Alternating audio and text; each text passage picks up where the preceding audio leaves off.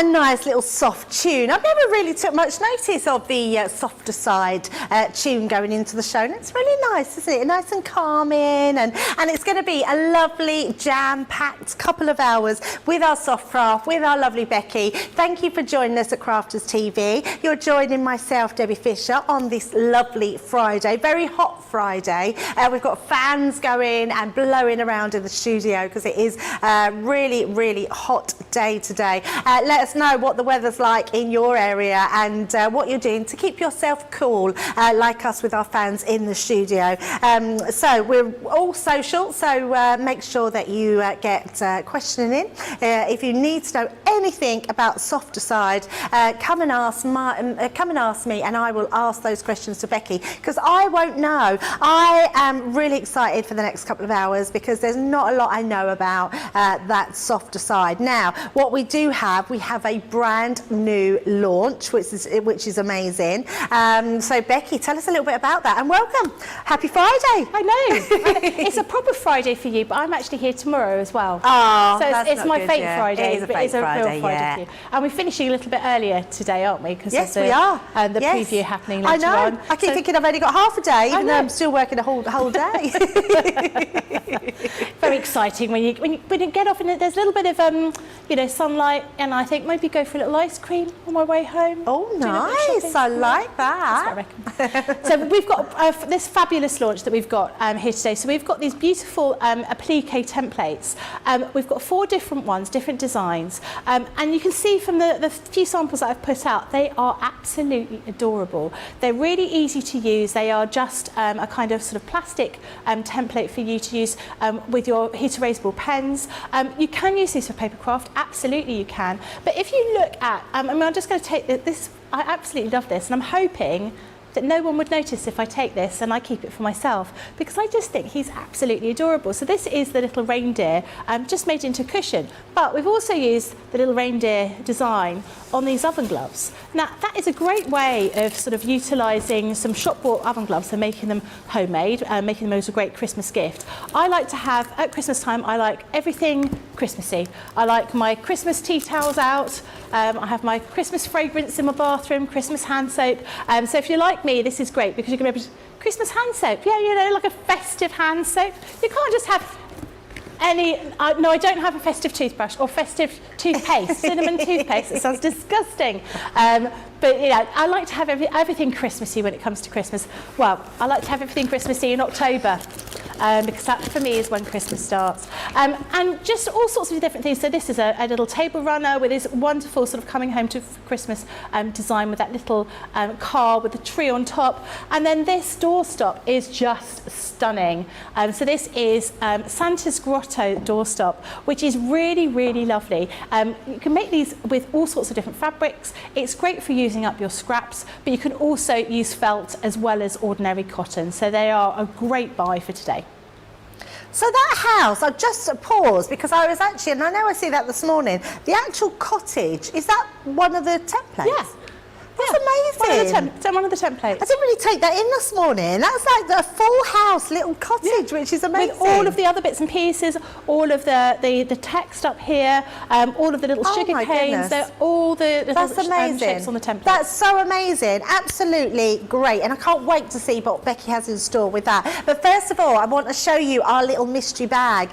We have Lucky Dip. I say mystery bag. It's not a mystery bag. It's a lucky dip, which means if you dip in for only £2 or $2, you can get a random product. I say random, it can be anything. Now I've got a selection of things in my bag, so right from beautiful materials, which are incredible. We have so many selection of these materials, which are absolutely beautiful. You could get different design. Well, you will get different designs. So if you go for your lucky dip, you could be getting one of these beautiful materials in the bag. You might also be getting in some faux leather because that's in one of our £2 dips. That's amazing. Our John was telling us earlier that he actually recycled his motorbike seats with our faux leather, with our black and our red. Charlotte's got a picture of that, so we are going to show that later on in the show. But that's amazing. It just shows you the sorts of things that you can be doing with that faux leather. £2. What else have we got in here? We've got a parchment ruler. Now, I don't really know what a parchment ruler is, I'm going to be honest with you, but I know it's really handy, isn't it, Becky? It is. So you'll be using these acrylic rulers, and they're for when you're using patchwork. So you effectively use your rotary cutter against the side of those, and because you've got a right angle there, and then you've also got your angle to make an equilateral triangle there, that's going to be super useful. You've got all those grid lines in there to line up the edges of your fabric. £2. £2. More materials, lots of different materials that you could be getting in that £2 dip. We've got our blade changing tool for our fiskars, so that's a really handy thing to have. We've also got this rope, which I think is amazing. It's actually wool, but it's like a strong rope. It's a really strong entwined wool, absolutely beautiful. It's 3mm cotton rope. That's great for all your edging, putting on your pillows, putting on your tassels, making, Becky was saying earlier about doing your ragdoll's hair with that. Amazing. £2. We've also got our cotton reels as well, all your different colours in there. Again, £2 could be popped in there. What I would suggest is putting a selection of different £2 lucky dips. You will not get the same lucky dips, so if you go for 5 lucky dips, you're going to get 5 separate items and only pay £10. So the saving on this is absolutely incredible. If you're a platinum price member, you will get these for £1.60 or $1.60. This is great. I didn't even know what this was, but apparently Becky was saying that you can print your photographs onto here, print anything you want, and then you can put them directly onto all your soft materials, which is absolutely amazing. I mean, I think that is brilliant. And again, £2, incredible. So all those different selection of things to pop in your basket, pick as many times as you want. I don't think we've got any, what's the word? The word's gone out of my head. No, not any repeats, not any, we don't want to stop you putting however many you want. There's no limits. Limits is the word. Couldn't get my words out. There is no limit to what you can buy. Right, we're going to show you John's bike. This is amazing, honestly. I mean, not only is his bike amazing, look at that. He upholstered his seat in our black and our red faux leather. That's incredible, isn't it? I just like that. love that. And you could be getting a black or a red or that sort of grey colour in your bag, only for £2. I'm not going to tell John, I didn't tell him that that was our £2 pick, so that might have cost him only £4 to do that. Wow. But I bet you any money he paid a lot more for it. Yeah, I'm sure he did. That looks really effective, doesn't it? You know, so it just goes to show you can use the faux leather in any place that you would use normal leather. You don't have to just think about it as being something, you know, we always think about it for bags, but actually, you know, you can use it for all sorts of things, upholstery as well. Yeah, absolutely. And I love that, and quite a cheap way of being able to do it and having that upholstered seat and doing it on anything. What's I've really come to mind, Becky, in the show this morning and now is how many different soft furnishings that you can apply like these different shapes to, and things that you can create. When you did your table runner, I've never even thought about making your own table runner for the table, making your own napkin ring holders, all those sort of things. You just don't think about cushions, pillows. I mean, it's endless, isn't it? Yeah. And I feel a bit mean because I haven't really took much notice of soft crafts because it's not my crafts. And actually, I'm really learning so much today, which is amazing. We'll have you sat behind a sewing machine with everybody later. Maybe one day, maybe one day. Right, let's see who's in today. We've got a few people watching, saying hi. Susie's in today. Hi, Susie. She's always great fun on our socials, so definitely get social with us. Sarah Brown's in, saying hello to everybody. She's saying, Becky, that she's missed you loads and hopes you had a nice time away. Thea is saying, hoi hoi, everybody from the Netherlands. And we've got Mary Patton saying good morning from sunny Montana. And Lynn Harvey as well is saying hello again to us all, the CCTV team, and everybody. Well, hello to you all out there. Good morning, afternoon, evening, wherever you're watching from in the world. But for now, we're going to get into a brand new launch. Now, the brand new launch features 4 of our templates. Now, I say 4 templates. These templates feature so many different designs that you get in each one. Each one of these comes with all those individual elements, and Becky's going to go through those and show you exactly what they can do and how they work and the sorts of things that you can do with them. We've seen a snippet of what they are. They're $23.97 if you want to go for those today, or $29.85. So absolutely amazing. You are getting, now you can buy these all individual, so if you want to cherry pick, do that, but actually the best buy is in that saving, because you're saving 25% if you go for all 4 today. And we're going to head straight over to Becky now and see exactly what she's going to do with these lovely templates. We've got, like Debbie was saying, we've got 4 different ones, but you can interchange these and create like a whole, great big scene of all the different things that you want to do. The first one we've got is a driving home for Christmas one. So you can see here, you've got basically in essence, was it Chris Rea, did you say, driving home for Christmas? I always think of Gavin and Stacey when they're travelling down to on the Christmas special with that song. But you can see you've got the key components of this are the car and the Christmas tree, but you can use them in different ways. So you've got some sort of designs down here which show different sort of options, but obviously you're free to work with them in any way you like. And I particularly like this this Christmas tree skirt. I think this is lovely. This looks really, really effective, and they're very simple to use, and I'll show you exactly how to put them together in a little while. But the Christmas sacks, Christmas stockings, there's all sorts of things you can do. This next one is your festive snowman. Again, making a cushion covers. My husband hates, I wouldn't say hates me, but he hates my love of cushions. I like cushions everywhere because I like to change my cushions with the seasons. I do that. Exactly the same. But I keep buying the cushions instead of just covering the ones that I've got. And it is a little bit like he says, well, when I get onto the sofa, it's a little bit like it's some kind of assault course, because you're like throwing cushions left, right and centre. But having a couple of Christmassy cushions on your sofa really does make everything feel festive. And even if you're not doing, going mad with your Christmas decorations, a couple of Christmassy cushions work really well. And we've got some fantastic Christmas fabric on the show that we're going to be incorporating in the demonstration, so that is even better. This is your reindeer one. That's the reindeer head that we actually saw on those oven gloves earlier. Again, lovely sort of festive designs here. And then the final one is the Santa's Grotto, which you saw on that doorstop, and it's absolutely beautiful. I mean, this could be adapted. You could use this for sort of like a Hansel and Gretel kind of sort of gingerbread house. It's that kind of look to it. So really, really lovely. But what we're going to do is we're going to use the snowman one. All of these templates look the same when you open them up. So what you have inside is your large template with all your different sections in here, and we've written down exactly what they all are. And then you also have a little guide as to how to put everything together. And it talks in here about different ways of putting these on. So these are applique. Now, if you've never heard the term applique before, it's effectively where we cut out a shape and we place that on top of another piece of fabric. And there's different ways of doing that. You can iron something called Bonder web onto the back of it, which is a kind of sheet that's an adhesive sheet, and that's really good for cotton fabrics which may fray, because it means as you cut them out they don't fray because everything's been bonded together, and that's a really good thing to use, particularly if you're going to be washing the item. Or you can use, you could just stitch it on and adhere it that way. You can use some of our sprays. So we have 2 sprays that you can use. The stick and stay, which is this one here, and the stick, turn that way. Which way?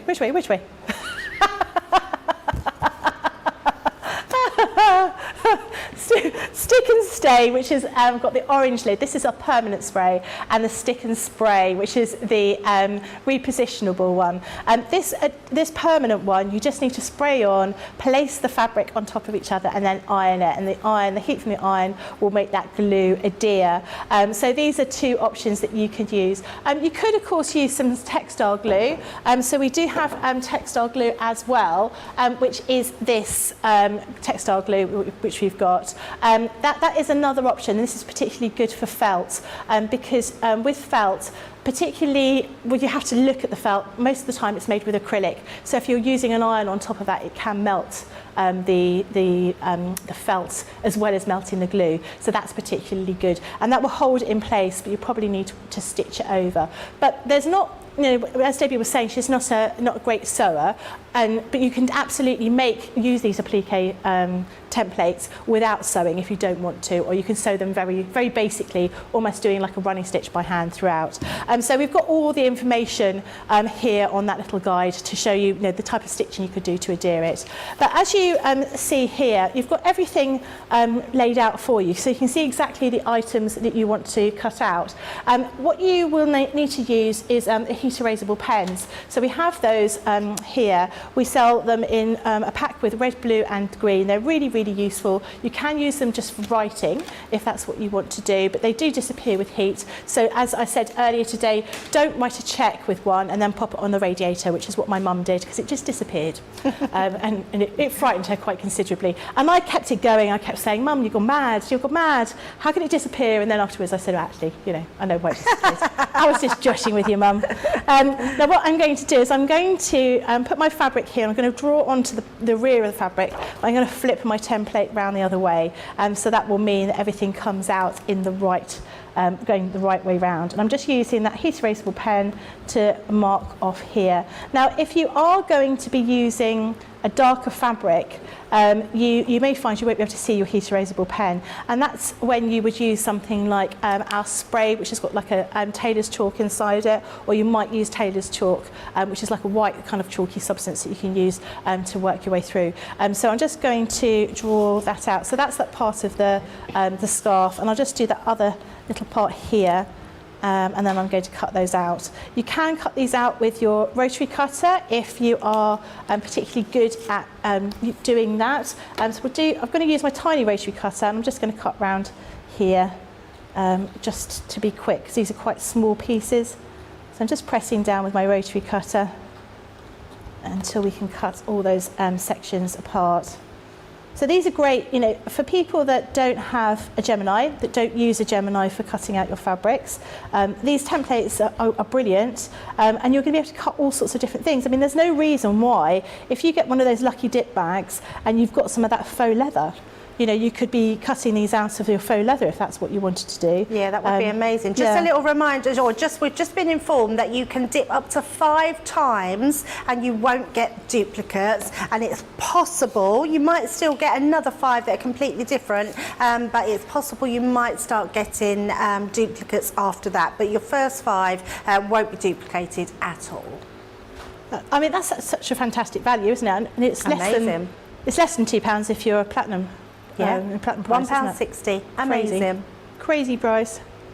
Okay, so we're just going to cut those last little bits out. Just going to trim around the edge here, like so. So I'm using, this is the Christmas fabric we've got on the show. This is called Christmas Cookies. And I've already cut out my other pieces of my festive snowman here. Now what I have done is I've cut 2 of the big snowman pieces out of white fabric, and I've cut 2 of those and I've stuck them together because I'm going to be putting them on some patterned fabric, and the white cotton that I'm using is a little bit thin, so you can see the pattern behind it. So I've just sort of adhered that with some of the spray glue, and then it's just a question of building up his sort of his body, his face, and everything that goes with him. So we're going to pop his hat on here. We want to put that little strand of round across here. You can, of course, do some embroidery on here as well. If you wanted to do something like that, that would be really lovely. So you could do, you can embroider his mouth here. You could embroider, whilst I've cut out pieces for his eyes, you could, of course, cut those out of, embroider those anyway. So I cut those.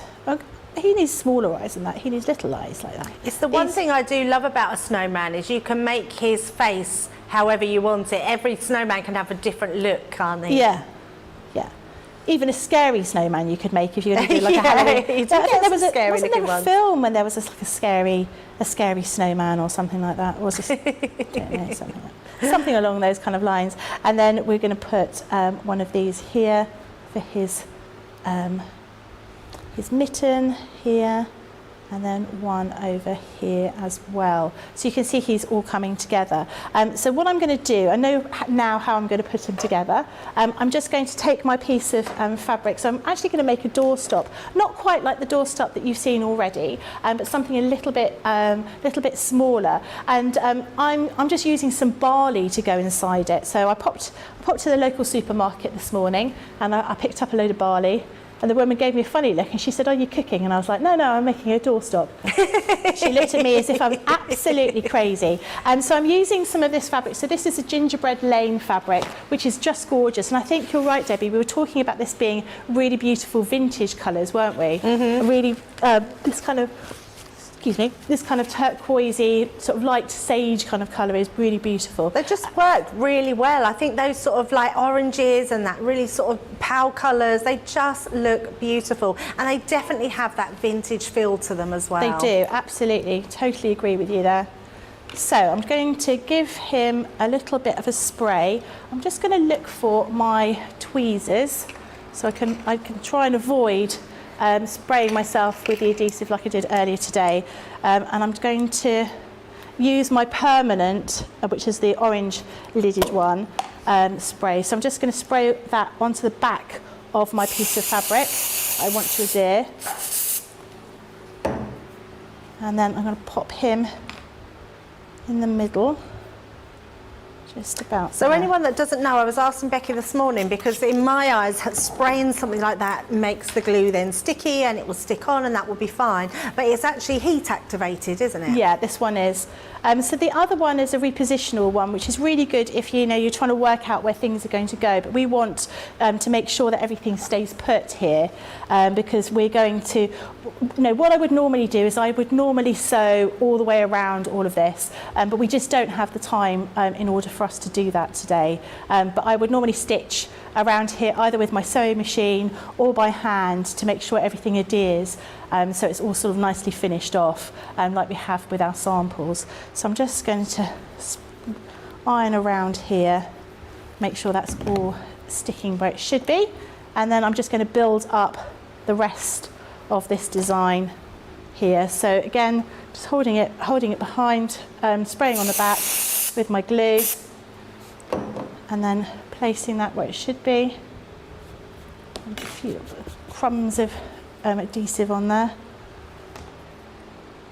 I do love a snowman. I think a snowman really is such a fun thing to make, whether it's paper crafting and your materials or whether you're doing it out of food. I think it's just such a fun thing, isn't it? And I was so sad to hear the news about Raymond Briggs. I know, very sad. Really yes. sad. Yeah, really sad. We were talking yesterday, I think, about Christmas films, weren't we? Yeah. And watching the snowman is, what I still do on Christmas Eve. We still have it on. I don't think any of us sort of properly watch it because you've watched it for so many years. Yeah. But I remember saying to my kids, it came out when I was a child. Yeah, absolutely. But it's one of those things that's absolutely timeless. It's nostalgia, isn't it? Yeah. It's magical making a snowman, isn't it? And there's part of you that really, I'm sure most people sort of think when they were younger, they wished it could come true. They wished it was a real snowman. And when he did the snowman and was it Snow Dog? Snow Dog. And that's just such a beautiful I know, story. so beautiful. So anyone that doesn't know, he was the illustrator of the snowman, and I always think it was very clever because he did it. He wanted to keep it so it was good for children and for adults. And actually, that's quite a difficult thing to do, is to keep the imagination of a child and an adult in something like that. And actually, the snowman is so nostalgic. Everybody knows what it is when it comes on. It's one of those things that's on year and year and year again. So yeah, it's very sad to hear about Raymond Briggs. And funny enough, Jamie brought in a snowman earlier, so we said about naming the snowman, and Al said actually we should call him Raymond after. That's a lovely idea. After Raymond Briggs. The scary thing is, Aled Jones, who sang "Walking in the Air," the song. His daughter's like an adult now. And he That's was very scary. He was just a little boy when it came out. So that's quite frightening. Realise how old you are. So just sort of sticking these, giving them a spray and sticking them down. Now, if you'd done this with Bonder Web, which is the stuff which is like a sheet of glue, you would just be peeling off the backing of this, placing it where you need to, and then ironing that in place as well. So similar kind of sort of situation, just using a slightly different technique. We'll just spray it around here. With those heat erasable pens, what I would suggest you do is you just check and you see how, if you're using one of them on a particular colour, sometimes one colour works better than another. You know, you might sort of think, oh, well, with a black one, I can use that on any colour and it would be great on white or great on pale pink. You may find actually one of the other colours works a little bit better. So just give it a whirl first before you assume that all colours are going to show up. So we've had a question from Stephanie, Becky, who says, can you, and I have no idea what this means, this is like gone right over my head, it says, can you needle turn with appliques? You can. So first of all, explain to me what needle turn means. Right, let's show you. So needle turned applique is when you take a piece of fabric like this, and then with a needle, I can't find a needle, I'll find a pin for the moment. You're going to be stitching it by hand, and you basically fold over a very, very tiny amount of this fabric. I'll give it a start, like that. And you stitch turn it around. inwards. So it is effective, no, it is what it sounds like. You are turning, you're basically using your needle to fold that piece of fabric over, and you're stitching with tiny, tiny stitches. It's a really beautiful technique to do. I find it very frustrating because you need to be super precise and your stitches need to be really, really delicate. And I sometimes find that my stitching is a little bit more haphazard, but actually you can definitely do it, and it would make a really lovely sort of finish on your item. So it's definitely something you can do. Oh, there you go, Stephanie. Obviously, you just need to take into account you're going to be sort of turning over a little bit when you're sort of putting everything together, but actually they're quite forgiving, these shapes. So even if you were, your shape was slightly, not quite the same sort of size, it will still all match together very nicely anyway. Oh, well, there you go. So yes, it is possible. And another term that I've learned, I've never even heard of that. Needle turned applique. In fact, I met somebody at a craft show, a quilting show, it must have been about 2 months ago, and she does lots and lots of needle turned applique. And I said, I always find it really, really difficult, and I sort of get a bit sort of frustrated with it. And she said, no, you just need to persevere. It's just one of those things. It takes a bit of time to get to grips with, but suddenly you'll think, oh God, I love this. I can't stop. Okay, practice makes perfect, as they say. Exactly. Just lost his little eye, so I'm just giving him another little iron through. But you could. Good job, he's not a real snowman with that iron. I know. He wouldn't exist anymore, would he? But these kind of little bits might be the thing that you embroider rather than sort of ironing. I like them though, because when we build a snowman, we put pebbles in the eyes, and they're never like just the same they're shape, always slightly. They're never perfectly round, are they? Not at all. Just heat those as well. Just make sure they adhere. Quite difficult keeping all these little bits in the right place because we've got the fan on here. It's a bit of a challenge. You're doing well. Right. Now we're going to put these. So I've cut 2 pieces of fabric. This is the same fabric. This is the gingerbread laying fabric. They're both the same size. One's going to be the front of my doorstop, and one's going to be the back. So I'm just going to put those right sides together, and I'm going to stitch down these 3 sides, so down the 2 sides here and down the bottom as well. So I'm going to pin these and make sure that they are in place. But again, I thought a doorstop was quite useful this time of year. Draft excluder, you could make a really lovely draft excluder with some of these appliques, and that's, with the cost of living crisis and all those things, we've got to keep conserving heat, don't we? My husband said, right, that's it, no heating on this winter. No, now we're not allowed any heating on. We're just going to all get new jumpers. That's what's going to happen at home. Oh, nice. Yeah, I don't know. I think I'd rather have heating on, I have to be honest. But there you go. Yeah, no, I'm with you there. I need to put the heating on. Although, the way all the costs and that are going up, maybe we might all having to be putting extra jumpers on. I think so. Because we don't want to take the cost away from us buying craft things, do we? I mean, if you've got a choice, exactly. You know. Actually, yeah, I'm going to buy new jumpers. Exactly. Save my heating bills and buy craft stuff. There you go. That works. Right, so I'm just going to stitch along here. So using 1/4 of an inch seam allowance, I'm going to use here.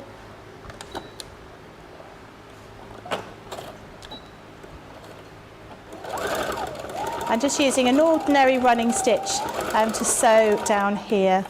And then I'm using my, I've got some Flavour Buddy pins on here, but I'm using my a magnetic pin dish, because as I'm stitching along I can literally just flick out my pins and they will attach to that dish, which makes it nice and easy.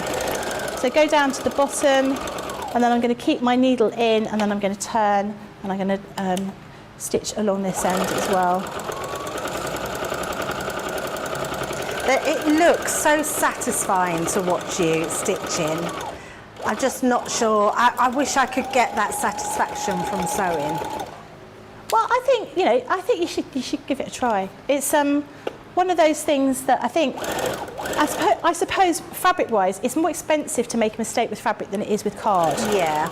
And I think that's sort of one of. I know I've bought. Well, even my mum who's a costume designer, my mum was making dresses for herself before she came on holiday with us, and she'd say, oh, it hasn't worked. I got all the way to the end of making this dress. You know, she's bought the fabric, she's bought all the haberdashery, you know, the zips and the buttons and everything else to go with it, and she's bought the fabric as well, and she spent days making this dress and it's still gone wrong. So there's part of, you know, that you just think actually sometimes these things do go wrong. You know, you don't have to, you know, just don't worry about it. Yeah. Obviously with fabric it's a little bit more expensive than a mistake that you possibly make with card, so it becomes a little bit more difficult. So I'm just going to trim those corners off like that, and then what I'm going to do is I'm going to fold these little corners out. So I'm just doing it by eye. So I'm going to just line up that one there, and then I'm going to pin it. And I'm just going to sew along these little corners here. So probably what we'll do is I'll use my ruler just to make sure it's all nice and straight. This is a great little project. I love the fact, because most people will have a little door stop or something to stop the doors slamming or hold the doors open. I think this is a great project to have something different for Christmas. I like a doorstop. We've got quite a few of them at home, and I think they're quite nice having a doorstop. I like pineapples. I'm a big fan of pineapples, and I've got a great pineapple one that my mum made me as a gift. So I'm just going to line that up, and I'm just going to mark a 2-inch mark here, and that's going to be where I sew. So I'm going to put a pin in there. So I'm just doing this by eye. You can spend a little bit more time sort of making sure they're exactly right. But actually you can do it like this, because once it's filled with you know, your rice or whatever else you're going to be using, it's not going to matter. So does it matter what you do put in it? So you say you bought barley? I've bought barley. Yeah, it doesn't really matter. So I'm going to put the barley in a plastic bag, and so I normally put it in 2 plastic bags, or I put rice. Depends what I happen to have. Or buckwheat is quite good. You can put some lavender in there if you wanted to make it smell nice. Yeah, that's quite good. There's all sorts of things you could do with that. Make it sort of festive, maybe a festive fragrance. You know, you can buy all those fragrances. I suppose barley and rice, they're quite heavy, so they keep them weighted, don't they? That's right. That's what you want to do.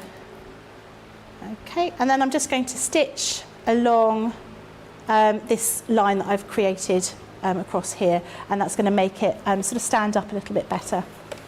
But you could just leave it as a kind of pouch if that's what you wanted to do. So I'm just doing this by eye, more or less. I mean, I think what I like about this is it actually shows that sewing doesn't have to take too long to do, because you've done this pretty much from scratch, apart from having just a few of your templates already cut out. Yeah. Sewing actually a project together and having something in mind, especially something like this, you haven't got to do any particular size, have you? You haven't got to do all that measuring and cutting out of your sizes of your doorstop, because that can be any size. So the doorstop you shoot earlier is obviously a bigger doorstop, isn't it? So I like that you've got that versatility of just being creative with whatever you do. Absolutely, and you know, these kind of these templates that we've got here, you could use them for so many different things. I mean, I thought, you know, making Christmas, you know, you were saying about Christmas tea towels. I think you were talking about that earlier on. You could buy ordinary tea towels and you could just decorate them like that. So you could make really lovely gifts for people. Or no, perhaps you're going to be doing a craft fair or something like that. That's an option for you to do as well. I could trim that. I'm not going to bother. I'm just going to turn it round the right way. So, girl after my own heart. So you just hide them bits. No one's going to see them. Exactly. No one's going to see those. And then it gives you more of a sort of square base down there. So you've got our little snowman on there. He does need a little bit more of sort of gluing, but again, like I said, I would have sewn this around, but obviously I don't have the time to do that. So what I'm going to do now is I'm going to get my barley. It's like a cooking show. Actually, I wasn't sure how much. Do you know in what was that film with was it Raiders of the Lost Ark, where Harrison Ford's got that gold statue and he's got a little bag of sand and he's like, oh, how much do I need? I was like, how much do I need? I'm not entirely sure. So I didn't want to put all my barley in one bag. We just call you Harrison. Exactly. So I'm actually going to use this last one. I think I'll probably need both bags. And I'd normally double bag it if I'm using things like this, just to mean that if anything falls apart, if the stitching comes apart, or if I get a little hole in the bag, it does mean that I'm not leaking bits of barley all around the house, because that can be quite disconcerting. You know, like, what on earth is that on the floor? And you're like, no, it's just a bit of barley. It's not some kind of maggot that's just crawling across the floor. So we'll just pop that in here. And then because it's in a bag, it will just work, it will just find its place in there, like that. There you go. So you probably need another bag's worth, but it doesn't matter. And then what we're going to do here is I'm going to fold this over and finish that off. He looks like he's waving. That's very sweet. Oh, Charlotte said that's horrible. You don't like a waving snowman, Charlotte? Freaky for you, Charlotte. He's a possessed snowman. He's like, hi. He's going, oh my God, it's too hot in here. Please put that fan on. There you go. So I'm just going to fold those ends over. But what I am going to do is I've got a little piece of cotton tape here. I'm just going to trim that slightly, like so. And I'm going to make a little loop on the top. So we've got a little loop here, so we can hold him, we can carry him around. Oh, I love that. We just want to go back and forth over that a few times to stitch it. Now, what I would say is just be, if you're concerned about how heavy he is, stitch twice, because he can be quite heavy and he can be quite, you are using something heavyweight inside this cotton. You might want to use some interfacing with this to make it a little bit sturdier fabric. It's entirely up to you what you want to do, but this is the effect that you're going to get. So I'm going to pop a couple of pins in here just to secure it. Now, this bit, when you're stitching this, it can be a little bit tricky, because obviously one side of your project is quite heavy because it's got all that rice or barley inside it. Well, yeah, maybe we need to name this snowman as well. We should do. What would we call Wavy him? Hand Man. The creepy snowman. I love it, Becky. Creeperson. It's amazing. I absolutely love it. And actually, that material, we will show you that in a little while, because it's amazing material to use. You could be making all sorts of things out of that. It's so beautiful. it's such a pretty design. It is and I pretty, think yes. it's that kind of colour. I think she was saying before, it reminds you of like the grandma's kind of stuff. I think that's that minty green colour, that pale minty green colour that you've got there. It's such a lovely colour. Right, I'm just going to stitch this, and then we are done. Lovely job. We've had a few comments in. So, so my owl's watching with my granddaughters. They're sitting at home. So hi Ruby, hi Ava. Nanny loves you lots, and I'll be in later tonight. Rach on YouTube is saying that you could add them to Christmas socks. Sorry. Because I was reading stockings then, to not socks, sacks and stockings. But actually, I quite like the idea of putting some applique shapes on your socks as well. So great little designs that you can do there. Susie Dawn is saying that she likes to make drawstring bags for wrapping her Christmas presents. So that's a really good idea. It's a brilliant idea. I love that because actually they can keep them time again and reuse them and rewrap their presents. I've never heard of that before, wrapping your presents in a material bag, and what a great idea, especially the drawstring bags, because they're presents in themselves, aren't they? So lots of people watching and commenting and enjoying the show, which is amazing. And we've read that comment, yes, and Brad Rachel saying that she's loving the snowman. He is gorgeous, isn't he? What's He the is song? gorgeous. Do you want to be a snowman? There you go. So I need to just finish off that very top edge there, but you can see how he's going to look. And you know, he's a creepy snowman because he's waving in the snow. Amazing. That looks absolutely beautiful. So absolutely gorgeous today. If you want our templates, really amazing value, the templates as well.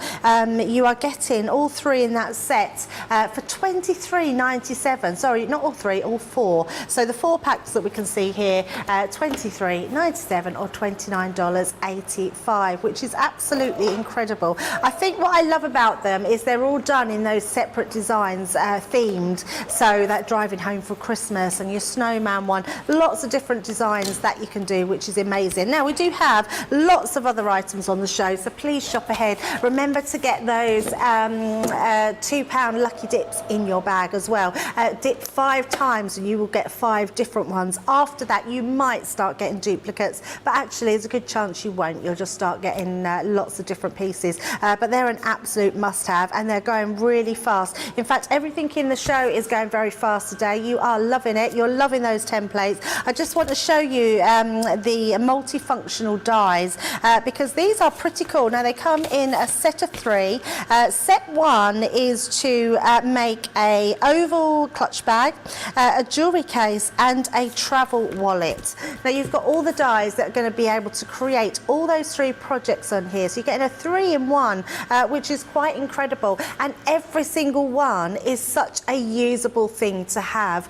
You buy that faux leather that we've got, you can have all your different materials, make them into sort of Christmas makes, everyday makes. They're going to be beautiful. Number set 2, that's going to create a mini bowling bag, a crescent clutch bag and a cosmetic bag. So again, 3 for 1 in there. So you're getting all those different designs, full instructions. Becky was saying earlier that you can go on the website and there is videos to download and watch them being made, which is incredible. And then our set 3 is a fabric storage basket, which I absolutely love, a drawstring drum bag and a cylindrical carry case, which I think is brilliant. Now you're getting all of those today. So remember, you're being able to make 9 projects there, 57 elements for $61.99 today. Absolutely amazing. I think we're looking at a different one there. So we're looking at our star die. So apologies there. We're going to get that sorted out just in a second. There we go. Yeah, I was thinking that. Yeah, that's half the price more or less that I was telling you. So there we go. It's a good thing that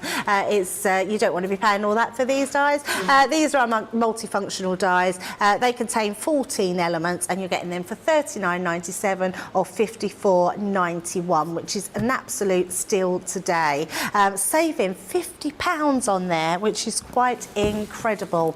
Right, the next thing I want to show you, because I think this is an absolute bargain. If you are someone that loves your patchwork quilting, you like doing all those shapes, our builder blocks have been hugely popular. You have lots of different shaped dies in here. If I turn them round, I love this bit in the back. This middle section, can you see all those different designs? You're going to be able to make all them different designs in your patchwork, which is incredible. All these dies that we can see up the top here, you're getting 9 elements in here for £15 today. Yep, I said it, £15. Only £12 platinum price, which is absolutely insane. Usual price of this is $59.99, which is absolutely incredible. So grab that, pop those £2 lucky dips in there. But actually, we've got some new adverts coming up, Becky, that we've been creating. And this one is meeting you. Me? Have a look.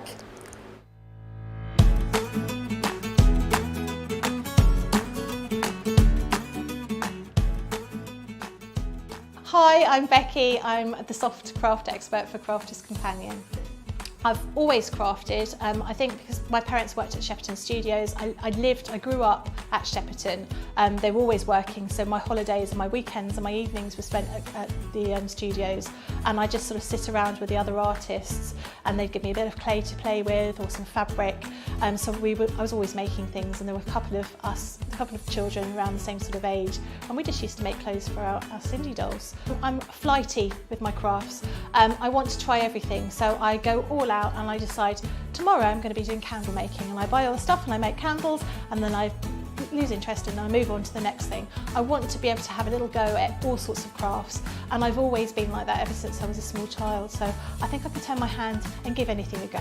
My craft inspiration, I think a lot of that comes from the internet, looking online, being able to watch sort of artists producing bits and pieces, as well as sort of just general crafters. But a lot of my inspiration came from sort of my mum and my mum's friends, which were all sort of great designers and people that created all sorts of different things. The Crafters TV audience have been so kind to me. So when I first started, and I've not been here a huge amount of time, and I've done a little bit of presenting, I got so many lovely comments from people when I started doing the presenting, and it was just really such a lovely feeling. And it's nice that people keep messaging in. You know, we see the same people, and we know you can build up that kind of relationship with those people. So it's just the fact that people like what we do and they're pleased. And I do love it when people send us photographs of the items that they've made and when they've been inspired by the shows. I think that's great. My biggest achievement, when I put it on social media, I said that I was more proud of this than I was when I had my children. It was when I won a Demo of the Week. I was just absolutely gobsmacked that I'd won Demo of the Week. I don't often win Demo of the Day, so to win Demo of the Week, I was really, really super excited. Oh God, I can't give you the gossip because I promised that I wouldn't give any of the gossip away, but it is great. Lots of us stay overnight in a house here, which is brilliant because we all get to know each other on a real personal kind of level rather than just colleagues. So it's a really great atmosphere, and there's so much to learn from all of these people that I work with. So I feel really quite blessed to be part of this. It is a happy family, I have to be honest.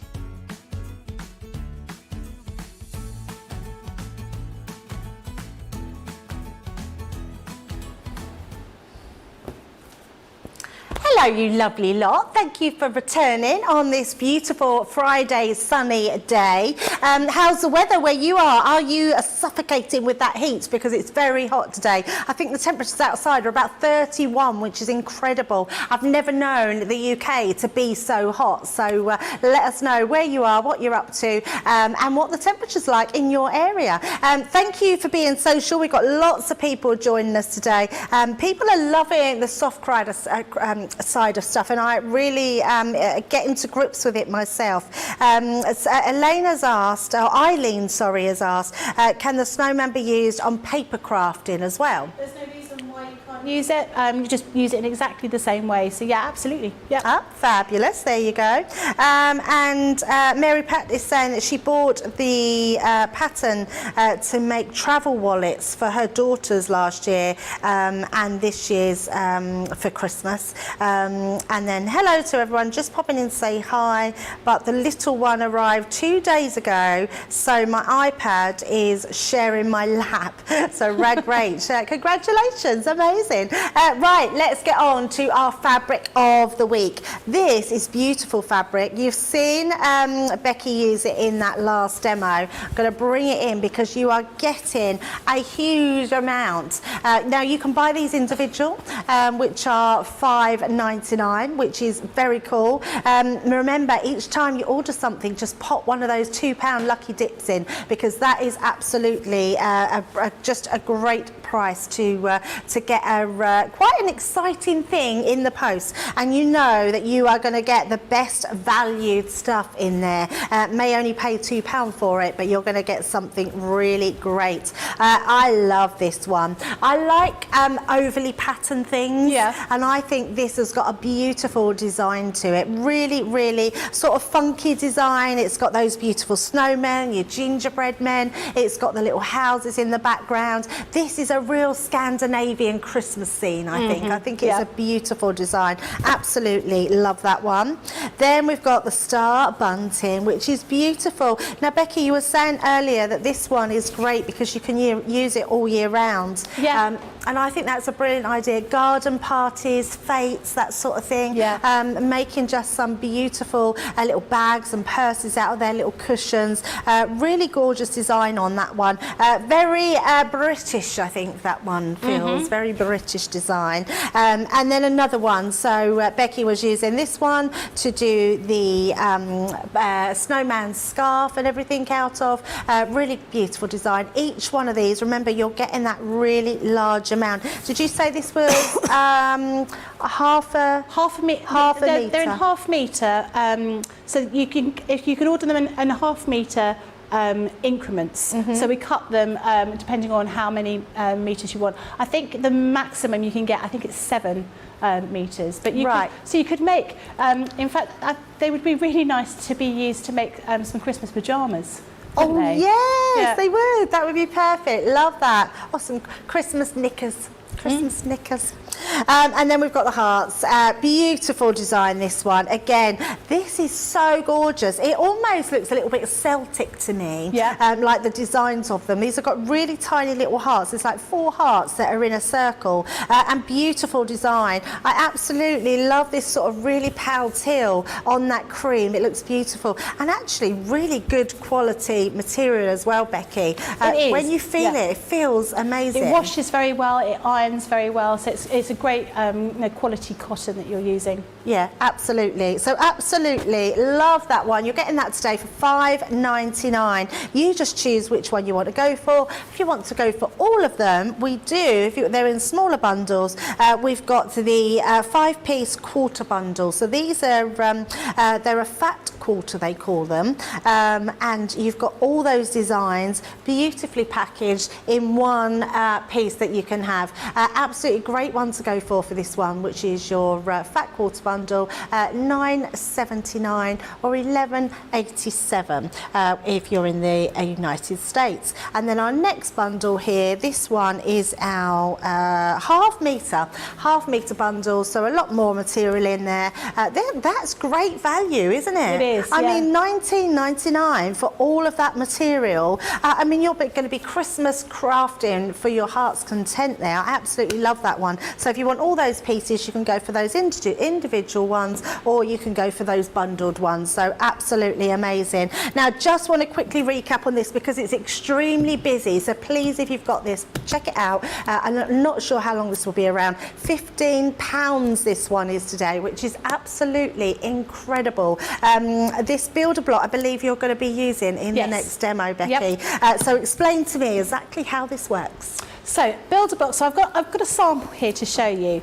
First of all, so I'm going to show you. This is the actual design which is on the front cover of that builder block. The builder block system is a game changer for people that are into patchwork. And in fact, my auntie is the person that introduced me to patchwork, and she had never heard of die cutting, and she's been part of the Quilters Guild for years and years, and she'd never really sort of realised. She looked at there's other brands that do dies, but they're not quite the same. They're not quite like ours are, and you have to sort of buy a huge, great big sort of wooden thing, and they only do one shape, and it's difficult. So when I explained to her how quick and easy it is to use a die cutting machine to cut the fabric, she was just blown away. And particularly with these ones, when you've got curves, that is where having something that's cut out your fabric for you really does make a difference. So I'm going to go through those in a minute, how it actually works. But what I wanted to show you is all the different designs that you can create just from this one particular builder block.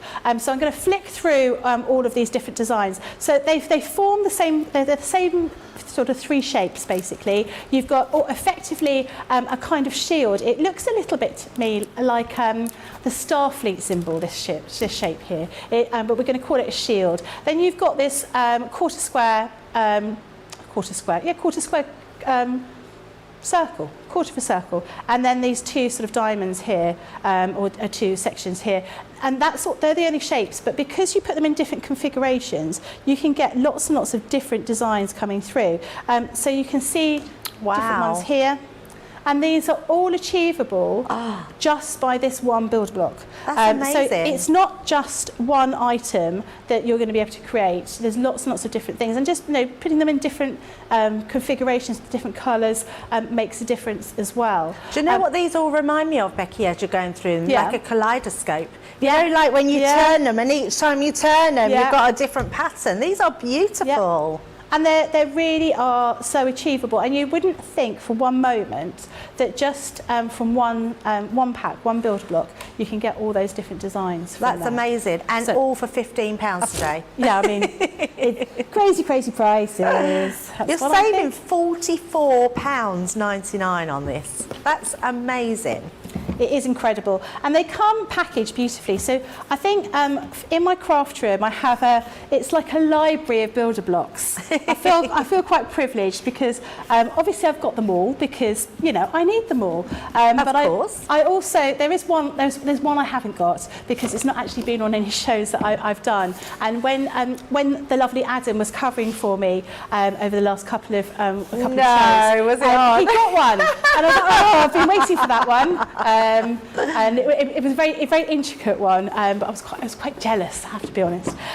When you open up your box, this is what you'll see, and this is effectively your roadmap. This is going to show you what all those different shapes are and what they mean, because you're going to get a little booklet as well, and it's going to show you what pieces you need, how many of everything you need to cut out. And so this is nice and simple for you to see. Now, Sarah said to me, when she has these, she actually writes onto the box what everything is called in case she loses this sheet, which is quite a good idea. But you can see here, this one here is your small shield, your medium, your large, and you've got your borders over here, and you've got your quarter circles here, small, medium and large. And those are what you need to sort of use to find out what you want to cut out. So when you have a look in your little booklet, you will see it will show you how to create all those different designs. So down here it will show you those shapes, that big sort of shield, that quarter circle, how many of each one you need to cut in order to get that particular design. And if you want to do a 6-inch block, you'll use all the small ones. If you want to do an 8-inch block, the medium ones. And if you want to do a 12-inch block, you'll use all the large ones. So it's very, very simple. And you'll see all those different designs. I mean, that one is really complicated here. Well, really complicated. It's not. It's the same thing. You're just using different colours in different places, but you can get that amazing effect. Yeah, it's just like a Star Trek bag. It's Starfleet, isn't it? Starfleet badge. But the key thing to look at is this little grid here. Do you know what grain line is on fabric? No, I've never heard of it. Okay, right. So that's good, because then I can show you what it is. The grain line is really, really important with this particular one because you've got so many curves on it. Oh, I'm just going to have to pop that there because it's a little bit windy over here. So the grain line is to do with how the fabric is created. So fabric is created by lots of vertical strips of a thread effectively, and then you've got a thread that goes from left to right. So the one that goes up and down is called the warp, and the one that goes from left to right is called the weft, and that's the one that wiggles in and out of all of those pieces of fabric. So if you look at a piece of fabric very closely, everything's in right angles because it's like a grid. It's almost like a piece of graph paper when you create it, and that's important for you to know because you want to make sure that that line, that straight line, is the straight line going up of your fabric, so that is going up the warp. Now an easy way to find that out is if you have a piece of fabric, you will see on the, let's put that here so you can see on this big piece, when you get your piece of fabric home, you will find you'll have this edge to it. So this is called your selvage edge. This is the edge that when the fabric is being created, that's the bit at on the left and the right hand side. So so that's the bit where everything's all woven back and forth. So if you've got that, that's your grain line. Your grain line is going straight up. So it's nice and easy to see. But you might have a piece of fabric without that piece. You might just have a small scrap and you don't really know. And when that's the case, you will take your piece of fabric. I'm going to use this one here, that one here, and pretend I don't know. I'm going to pull it. So I'm going to pull it that way, and there's a bit of stretch here, and I'm going to pull it that way, and there's even more stretch here. So I know that the place where I've got my least stretch, that is going to be my straight piece. That's going to be where my warp is. So if I wanted something on a curve, so if you look at this little diagram here, you've got this right angle. So when you're cutting out this curve, it's going to be on your right angle, but the curve is going to be on this sort of diagonal. So if I had a piece of diagonal fabric and I go like that, there's loads more stretch in it. And that's why if you're going to be creating, if you hear about dresses being cut on the bias is where everything's cut on this curve, and it means everything clings because it all sort of shapes around in a curve. So that's why that's really sort of key information for you to know, particularly with this one, because we want to make sure that everything is cut out straight, so it all works. Very long explanation about the grain line, but it's quite ususeful for you to know. So what we're going to start doing? No, well, you wouldn't unless you sew. I went and worked in John Lewis, which is a big department store in the UK, and I worked in the dress fabrics department when I was 16.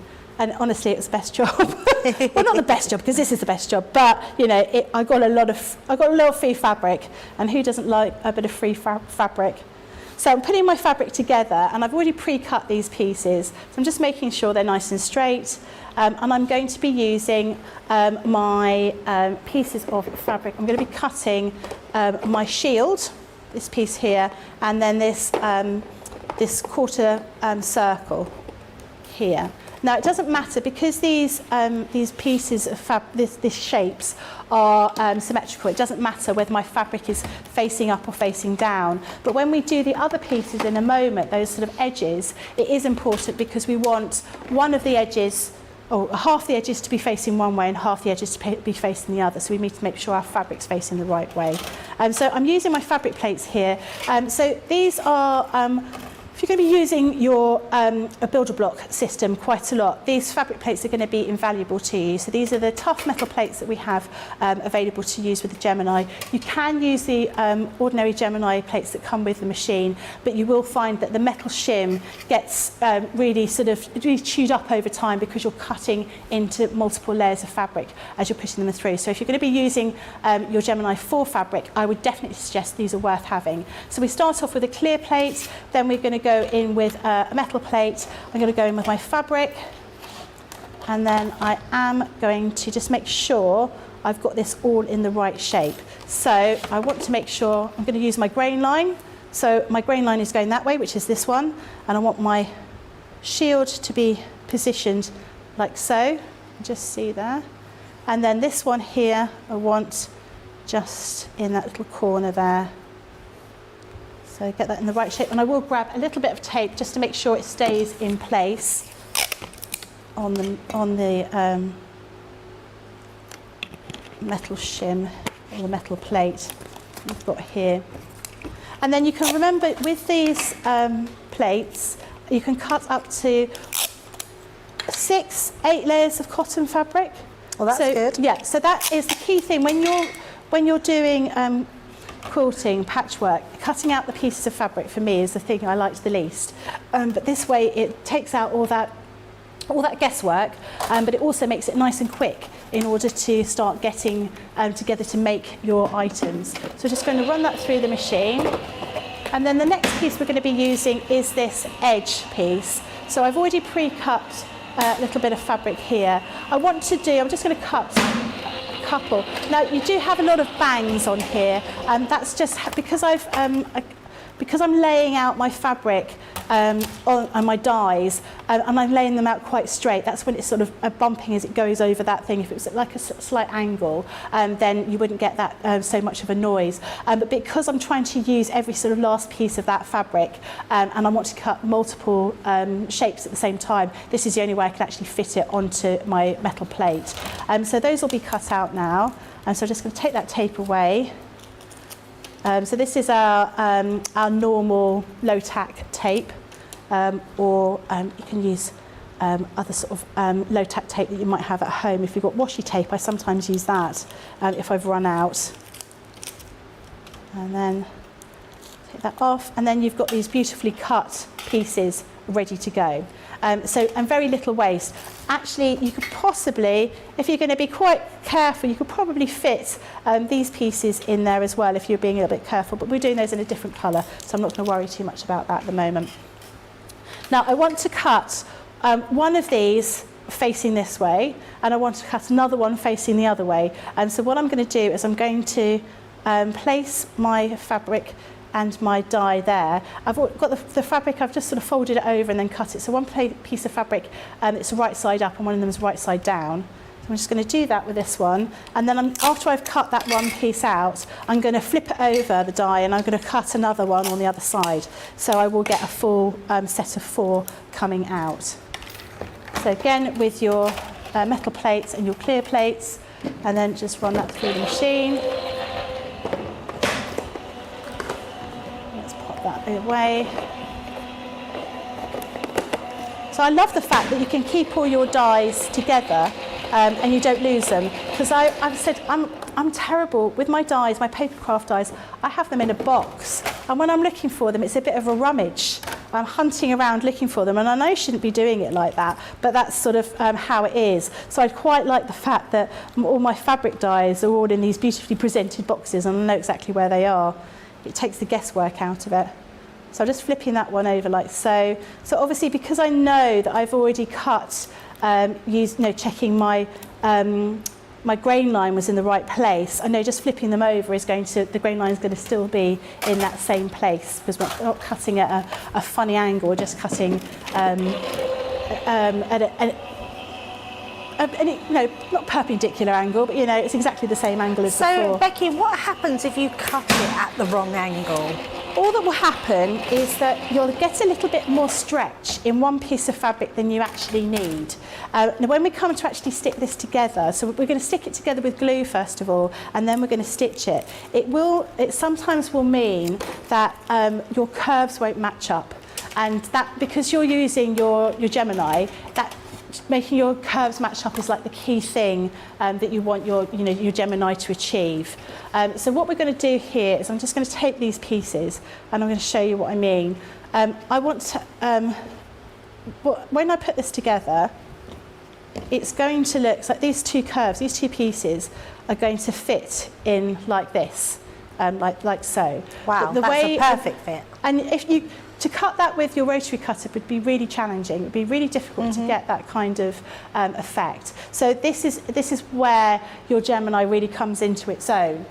So what we're going to use is we're going to take a pen and a little bit of glue. So I'm using the textile glue, and I'm using my heat erasable pen again.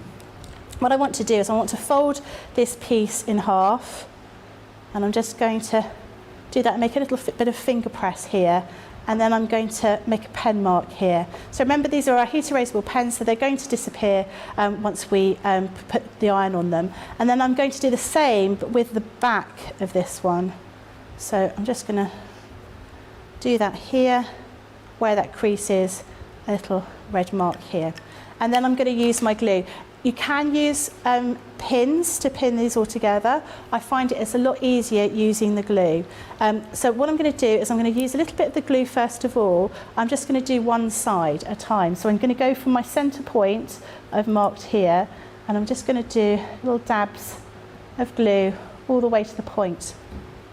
Then I'm going to match up that little mark with that little mark in the centre, making sure that that angle down here is in line with that angle, and I'm just going to press that there.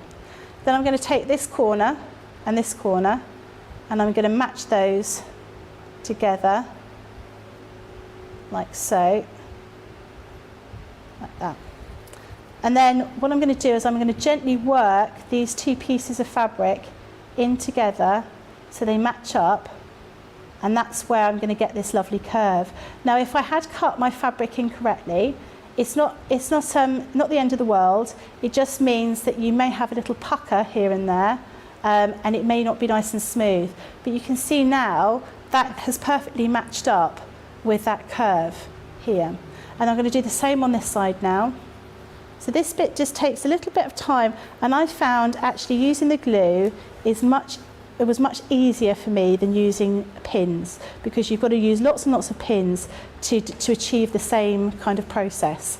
And I found this was easier. So I'm going to take this corner over here, and I'm going to add those two corners together, press them together with the glue, and then with the rest of this here, I'm just going to gently get those two edges together, just pressing gently together where the glue is.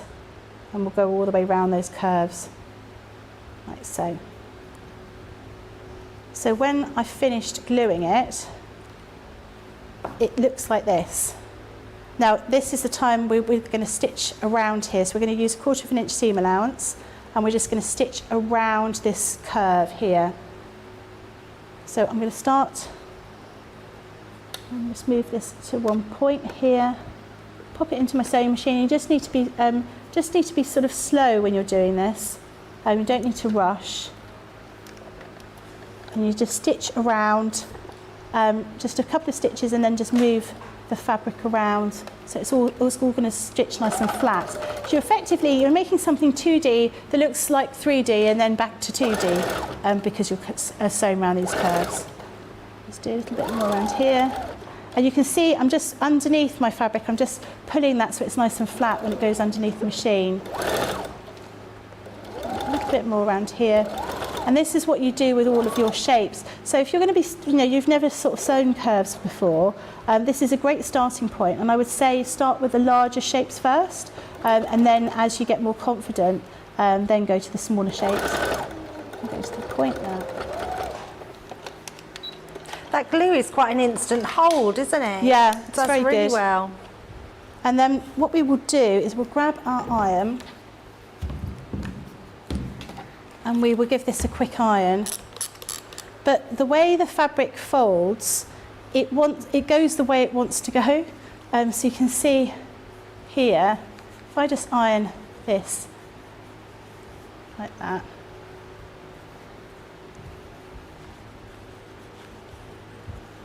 you can see it wants to fold this way.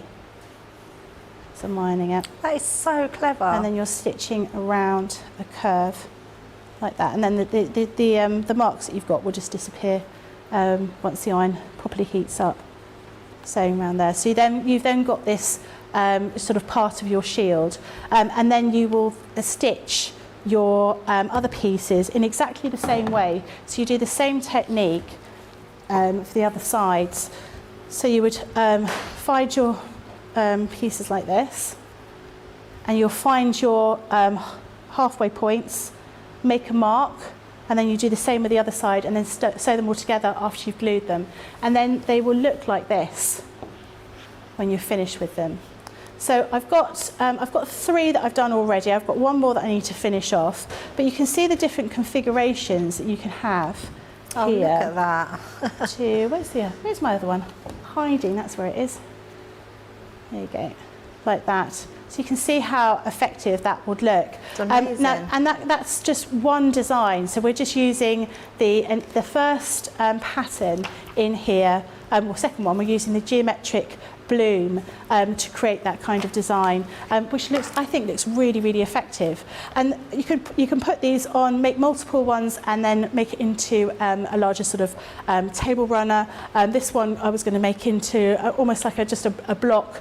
I just need to finish the other different sides up, but they'll look exactly the same as these ones, and then you'll have this whole form of 4 different designs, 4 different pieces to make up that one block. But this is, using this builder block makes it all so much easier, because everything has been cut out for you using those dies, and then you can see all those different designs that you can make. And cutting out curves is really difficult. If you're cutting out curve with a pair of scissors, it's nigh on impossible to get a decent curve. The same with a rotary cutter, it tends to be quite hard. So these would be shapes and designs that perhaps you would think that you weren't going to be able to achieve ordinarily, but by using the builder block you certainly can make it, and for that kind of price, why wouldn't you want to go for it? Sorry, Becky. That's all right. I was trying to be really careful not to zone out then, and I wasn't zoning out. I was concentrating on what I'd got coming up next, and I didn't realise, Becky. So I was listening to all of your demos. I'm going to be testing you later, and I'm going to be giving you a builder block, and I'm going to say, go on, have a go. And I think you should. They're genius. Honestly, it makes such a difference, because in the past, there is no way I would even attempt to do a shape like this, because there's too many variants, and because I hate measuring, which is why I'm not particularly good at dressmaking. I hate measuring. I hate, I know that whole thing, you measure twice, you cut once, I sort of measure once and cut 15 times to try and replace the problem. So there's so many things you can do with it, and I think it just opens up so many different designs for people that perhaps weren't able to do it. And then of course you have that thing where sometimes my mum, for example, I always talk about my mum, poor lady, but she can't use a rotary cutter. She finds it really, really difficult. If you are unable to stand very well, you can find that using a rotary cutter from sitting is really hard, because you don't get the right kind of pressure, and you also can't really see what you're doing. So being able to use the Gemini and be able to use that to create these kind of shapes really has made a huge difference to a lot of patchworkers being able to do different designs. So I think it is fabulous, absolutely fabulous. Yeah, absolutely incredible. And if you would like to get hold of this particular set, you need to put this in your baskets, because you are loving it. And I'm not surprised, because you're not just loving the builder block, you're loving the price that we've got it on today.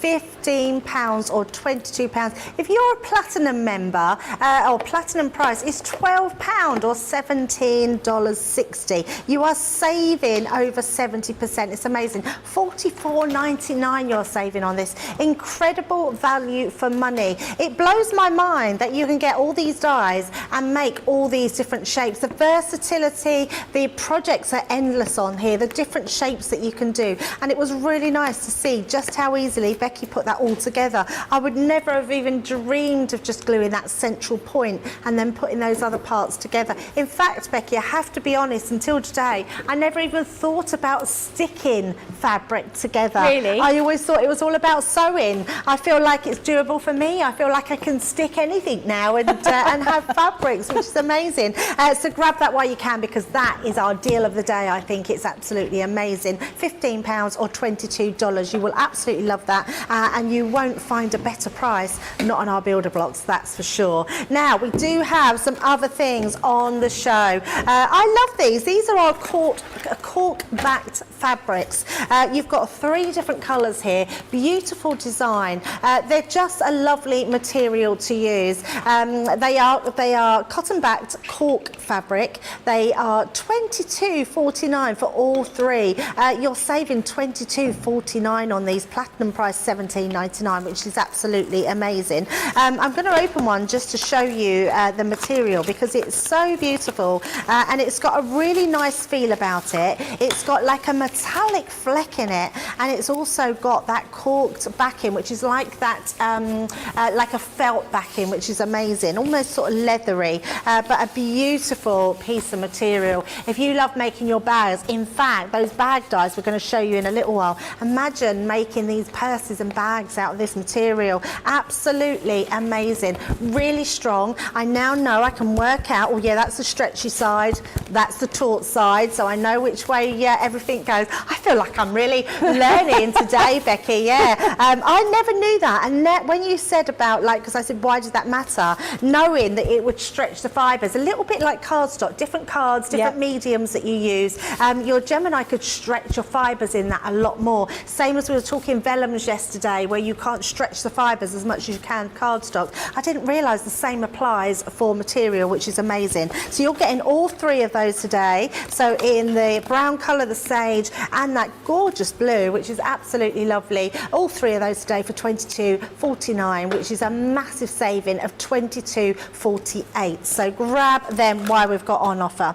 Now, the next thing we got is our multifunctional dies. So set 1, you're being able to make all these 3 designs. Our Becky is going to be using these dies on our next demo so we can see exactly how they work. I love these because these are like your angled dies. They're going to work in conjunction with all these different materials that you've got in your stash. Remember that £2 lucky dip. If you're going for anything on the show today, please just dive in and order a few of those lucky dips, because honestly you won't be disappointed. You're getting a massive saving on all the items in there. And then our 3rd set there, which I absolutely love, not only your bags but also being able to create these home decor pots for your plants, which is incredible. These are $39.97 today, or $54.51, $31.98 if you're platinum, which is amazing. 14 elements in these, Becky, in total, so and they're really good amount.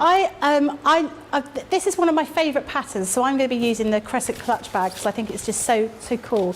I made one of these and it looked like a slice of lemon, but they're such good value. And I think one of the viewers had messaged in and said that they'd made like travel wallets as gifts. It's such a good idea, and they are so clever with all the bits and pieces that you're going to get. So we're going to look at the clutch bag first of all. I am only using, so in the actual clutch bag pack, you will get 4 different dies in there.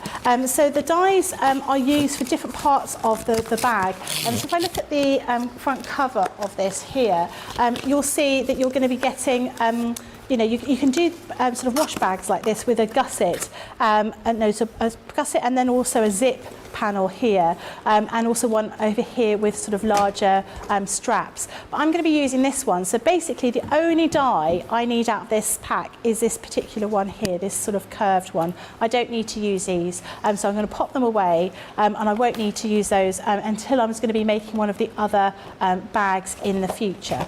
So the reason you can tell that these are our multimedia dies is because they're copper coloured. They are deeper dies than you get for paper craft, and that's so they can cut through those multiple layers of fabric. These cut through that's cork fabric, they cut through the faux leather, they'll cut through all sorts of different things very, very easily. But they're also going to cut through the cotton, and they're going to cut through the wadding that I'm using, or the batting that I'm using as well. So I'm going to do that at the same time. Do you know what batting is, or wadding? I don't know what batting is. I know what wadding is, but that really shocked me when you said you could cut through wadding. Yeah. So, wow. So batting and wadding, batting is more of the US terminology, but wadding for me always meant something that was very, very thick, almost a synthetic, a totally synthetic kind of thing, and almost sort of like snow. Yeah. You know, you could pull it apart and make kind of like snowy shapes kind of thing. But batting and wadding, as I know now as a quilter, can be any kind of thickness. Now this is quite like a low thickness because I don't need it to be super insulated. I'm going to just be making a bag, but it gives a bit of structure to the bag. So if I was going to be using some faux leather or some of that cork fabric, I wouldn't need to use anything at all because it's got some rigidity to it. But obviously, just with the cotton fabric, you don't have that. So I'm just going to be using this. This is a cotton polyester mix. It's just like the normal one that I would generally use for any kind of sort of general work. So if I was going to be making a quilt to hang on the wall, I would use something like this. If it was a quilt I was going to be using on a bed, I'd use something that was a little bit thicker, a little bit sort of heavier tog. But what I'm going to do is I'm going to adhere this to the fabric. So I've already put a piece of fabric over the top. I'm just going to fold half of that back. Then I'm going to get my spray, if I can find where I've put it. Hello, spray. Hello. It's disappeared on you. I don't know where I put it. Oh, there it is. I've taken the lid off. That's the problem. So I'm going to give it a couple of sprays down here. And then I'm just going to fold that part back. So I'm not taking the whole piece off. And then do this. Now, I normally do this out in my garden. So I don't... And would you always stick your... Is this binding? This is batting. Batting, not binding. Yeah, yeah. Because what you want it to do, you want it to stay. You want it to attach to the main body of the fabric. You don't want it sort of hanging around loosely. So this is going to be the outer part of the bag. I've got a different fabric which I'm going to be using from the lining. I could put interfacing on there, which give that a bit more of a structure, but I don't need to. So I'm just going to leave that as is. So yeah, I would always adhere my my batting or my wadding to my fabric. And you can buy batting that's got glue already in it. So when you start to iron it, the glue will sort of melt. You don't have to use a spray, but this particular one doesn't have glue on it. So obviously I'm using our spray here just to sort of stick it together. So again, just do half and half like so, and then I will get my iron and just give it a little bit of press just so I can make sure that that glue has sort of warmed up and adhered to that batting. And I was always very confused about batting and wadding because there's so many different types. And you can buy something called, if you're making bags, you can buy something called bosal, which is like a foam, a very thick foam.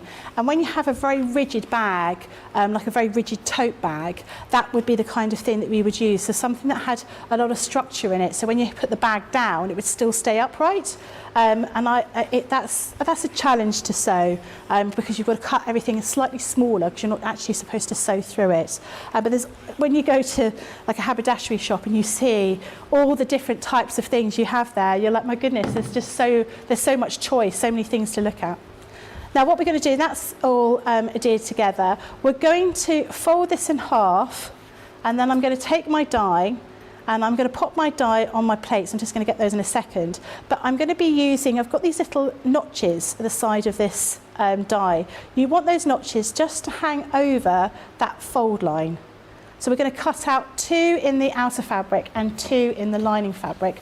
And this is my lining fabric. I'm just going to give that a quick iron as well, so I can get a nice crease in that. And I'm going to actually cut the 2 lining pieces out together with the Gemini. I'm not going to bother doing them in 2 separate ones. But because I've already adhered that wadding to the outer fabric, I'm just going to cut those one at a time. So it's just going to be 3 passes in the Gemini, so it's still not going to take very long. You will want to use a little bit of tape because you'll find that you don't want this to move because you're going to be cutting on a fold. So I'll just pop that there. A little bit of tape. That's so clever, and especially because they're multimedia dies, so you can cut them through multiple layers of material. Yeah, yeah. It makes everything so much easier. You can definitely cut all the individual pieces at a time and then adhere those pieces together, but I find actually it works just as well cutting them together. And there's almost something about it going through the Gemini, it just makes everything sort of stick really closely together. So run those through, and then we'll do this one as well. So we'll just fold that in half again. Again, you've got that crackling just because it's gone over the edge of that die, because these dies just fit onto the machine. So I've got them at a slight angle, but possibly not enough to stop that little crack. And I'm going to just cut that little tiny bit off there at that very edge. So we've now got that half of the bag with the wadding all attached to it. So I'll throw that other piece. And so simple to do, aren't they? Yeah, these absolutely. And this is such a lovely bag. I really think it's so cool, and it's really underrated. And I thought actually what we would do is we could use some of the applique scenes on it. I'm going to do a little bit of a Christmas tree on the top of it. Nice. Once I've cut it all out. Because I thought, Christmassy clutch bag, or this could be the bag that you put your gift inside, couldn't it? You could put something else in there. Yeah. Yeah, that was a great idea someone come up with earlier. I like that idea. Because we throw away so much wrapping paper, don't we? It's almost like once the children start unwrapping their presents on Christmas morning, there's my mum lurking there with a bin bag to put all the wrapping in. And I always say to my mum, no, stop picking it up. I want the whole room to be covered in wrapping paper, and then I pick it all up and I throw it up in the air, and then I walk outside and go make myself a cup of tea. My mum loves that bit. It's her favourite part of Christmas, naughty, she tells Becky. me. I do love the idea, because if you went to do that time and time again, year after year, everyone would just be circulating their little sacks, wouldn't they? So you wouldn't be using any paper at all. It's a really good idea. To do something like that. So I've got my 2 pieces of my lining fabric just here, and I'm just going to pop my die over the top there. Take that bit of tape off, and then again you want to make sure those little notches are just hanging over that fold of fabric. Might need to grab a little bit more tape. I'm a bit frugal with my tape. I try and use it again and again. I don't know why, Becky, because we have loads of it, and we get 3 in a pack. It's you get your dispensers as well, which is amazing. We've actually got Rhonda saying that the cutting out was one of her biggest reasons that she never started quilting. And she says the builder block has allowed her to now quilt, and she loves it. Wow. I mean, that's an amazing statement, isn't it? And just shows how great they are. Stephanie is saying that she thinks the builder block system is genius, and that's coming for people that have got it at home, so amazing. Rosalind's saying that she had to check her stash, but she said she has the Drunken Curves, so is that the name for another one? Yes, that's Drunkard's Path, which has Drunkard's Path, which has a very similar kind of design, got lots of curves in it. So if you haven't used it before, I definitely try it, because actually once you're not afraid of curves anymore, it does open up all sorts of different things that you can be doing with your designs. Now what we're going to do is I'm going to have a go at putting some of this little Christmas tree that I've got. So I've already cut this out of the applique set. Now I'm just going to see which one that was, where the Christmas tree was. I think it's the reindeer one. No, it's the snowman one. So if I show you what that looks like here. So you've got these different shapes here. So I've just cut these out of different kinds of green. I've cut some stars, and I think I might have cut a few baubles. I don't know if they've managed to make it on the journey back. But I thought it would be quite a nice thing to have a little festive Christmas tree on there. It's a small part of that applique pack, because a lot of the designs are actually really quite big. So you wouldn't be able to fit them on something like a bag. But I just thought this would be a nice idea if we could see how that would come together. So we've got a top part of our tree up here, and we're just going to build different layers, I think. Is that the same size? One at the bottom, and those different layers, like so. Making a Christmas tree like that. Cut them out a few different greens, and then a star at the top maybe.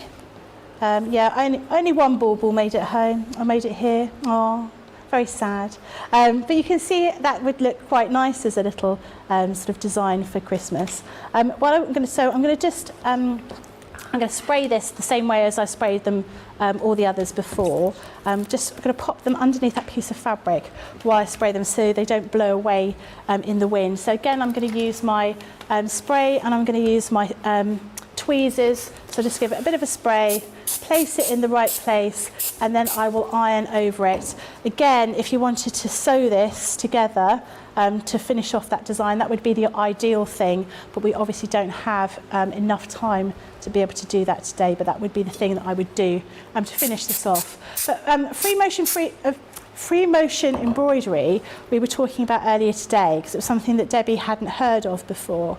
And actually, if you look online, if that's something you want to try and do, there's lots and lots of videos that you'll find sort of on YouTube and all those kind of places to show you how to do it.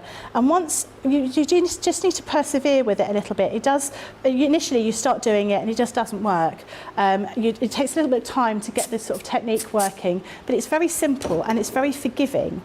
So you can actually create some beautiful designs. And some of the samples that we've got are using free motion machine embroidery, and they do look really super effective. So I'm just going to place that on here, and then I will grab my iron and my bit of cotton, and I will just press on over the top of that and make sure that that all adheres. I love this tree because you can make it like as big or as small as you want, can't you? Yeah, lots of different options with that, and I think it's quite pretty, and it's quite a gentle tree, if you see what I mean. Do you know what I mean? You know, the other one is a little bit fussy. This is really quite gentle, and no, it's easy. It's easy. And you could decorate this in all sorts of different ways. You could do some beautiful embroidery around the outside here, or just one or two baubles, some beading, all sorts of different things that you could do here. Right, so the next thing we're going to do is we are going to take our zip, and we're going to put a zip in here as well. So I'm going to take my zip. Now, these are our zips on a roll, which are fantastic. So I'm just using the black one at the moment because it's the first one I picked up out of my craft room. I say craft room. I'd say it was a craft mess at the moment. It really is. So you do have a designated room in your house for just crafts, do you? I do. Now, my daughter goes back to university soon. My son is due to go to, we don't know. So. Because he's got a place at university, but we're waiting for results. Results come out next week, and you just don't know. You don't know whether you're going to get the results to get to the place where you've chosen, and you don't know until 2 or 3 weeks before you're due to leave. Is he confident? Yeah. No. Oh, okay. But I had a dream the other night that he'd faked any sort of bad ideas that he might not do well, and he'd been faking for like 3 years. So we thought he wasn't going to do very well, but actually he was like a straight A student. And that was a little dream I had the other night. So I'm hoping that's going to come true. That will come true. Yes, hoping that will be the situation. But yeah, when they go to university, I'll be able to put boxes up there in their rooms. Right. At the moment, I can't put boxes up in their rooms because they're there. But I will start appropriating different parts of the house once they've gone to university. Commandeer them. Are they both going to uni then? Yeah, my daughter's already there, so she's about to start her 3rd year. So she's a year. Oh, so she's 2 years older. Yeah, 2 years older. So yeah, I'm looking forward to them going, but I'm also not looking forward to them going because I think it's going to be quite hard. An empty house. Yeah, yes. Exactly. So I've cut out my zips. So if you've never seen zips on a roll before, you can't quite see. If I do that, you can see. You've got all these zip pulls on there.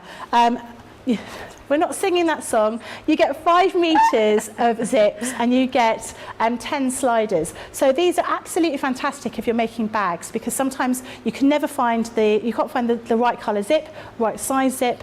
You can cut, there's different types of zips for all sorts of things. So if you're just doing a tiny little zip pocket, you'll be able to cut that one. You can have a zip that goes all the way around a bag. You can cut that one as well.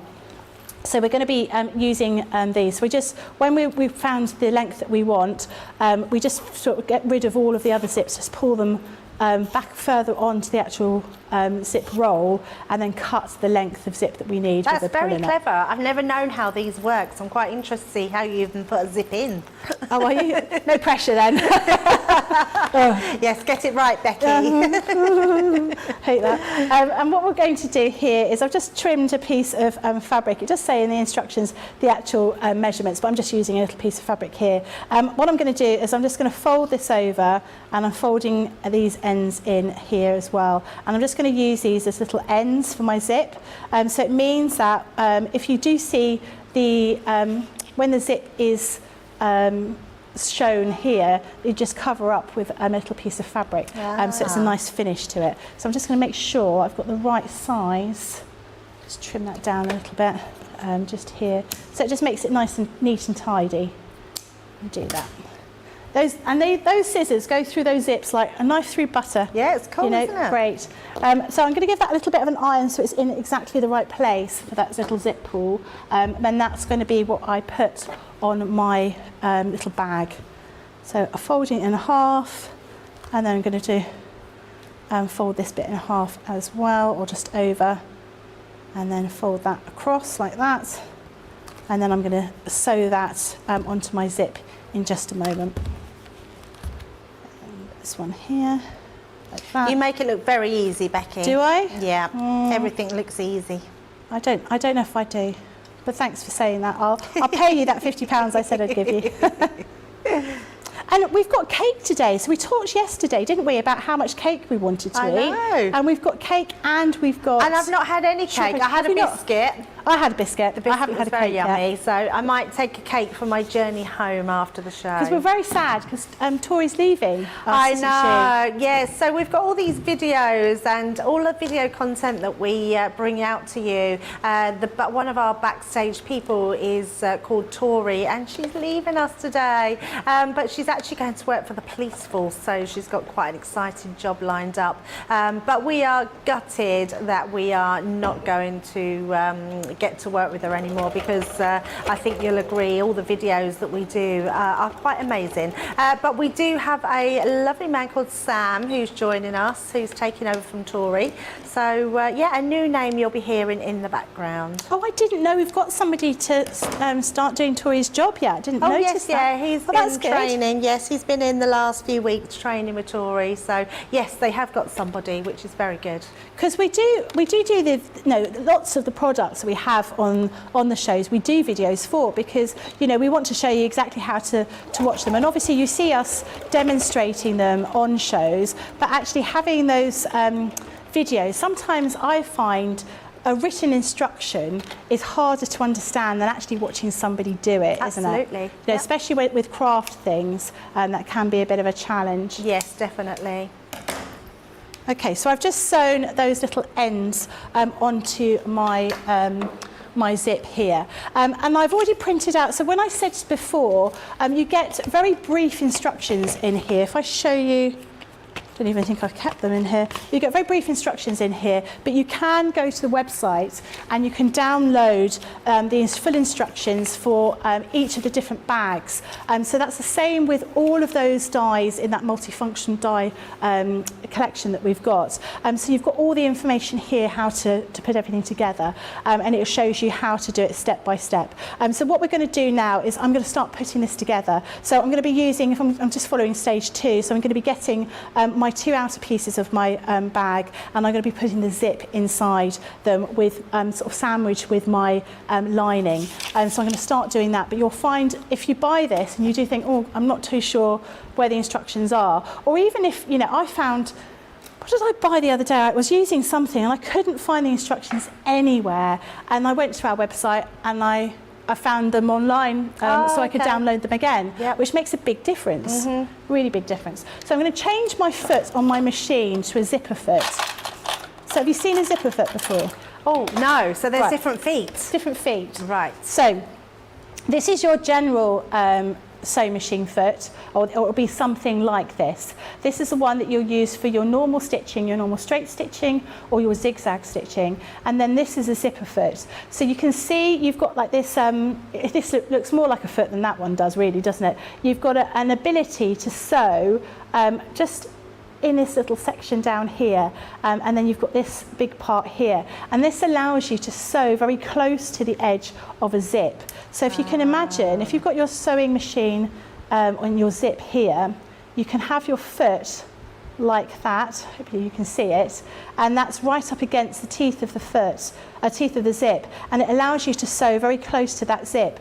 If I was using this one here, you can't actually, because you've got the teeth of the zip, that foot goes right up against it, and you're not actually sewing that close to your zip. Oh, so that's what you would use. Most sewing machines will come with them automatically. You can do without a zipper foot. My mum doesn't believe in them, but it's a lot easier if you've got one. So can you sew without a foot, or you have to have a foot on your machine? You do need a foot, and it's safer to have a foot. Yeah. So the foot basically sort of holds the fabric, sort of parts the fabric like this, and so it allows the needle to go through. So it's keeping your fabric nice and smooth. And protect your fingers. Yeah, you can use things, if you're going to be using a free motion machine embroidery foot, that looks different in itself. That's like a circular foot, but it still skims the very edge of the fabric. But with free motion machine embroidery, you're moving the fabric rather than the sewing machine sort of feeding the fabric through at the rate it needs to go through. So what we're going to do now is we're going to put these together. So we're going to start off with our lining panel, and so we're going to put that one this way, and then I'm going to put my zip. Which way down am I putting my zip? I'm going to put my zip down this way. Is that right now? Yeah. Just making sure I've got it round the right way. And then that one that way. Is that right? No, hold on a minute. I'm going to do that way. See, you're overthinking it now. Yeah, I'm overthinking it. Hold on a minute. I'm going to do right side, outer bag panel, right side up, yeah. And then I'm going to put that right side down. And then I'm going to put that right side down. Yes, I'm there. You got there eventually. Oh, I see. And then you turn it all. Yeah, you're creating like a See, that's sandwich. my thing of getting used to sewing, is seeing how everything is done back to front, because it doesn't look right. And then it all then just gets folded the right way and ends up looking amazing, and you're thinking, and it's like magic.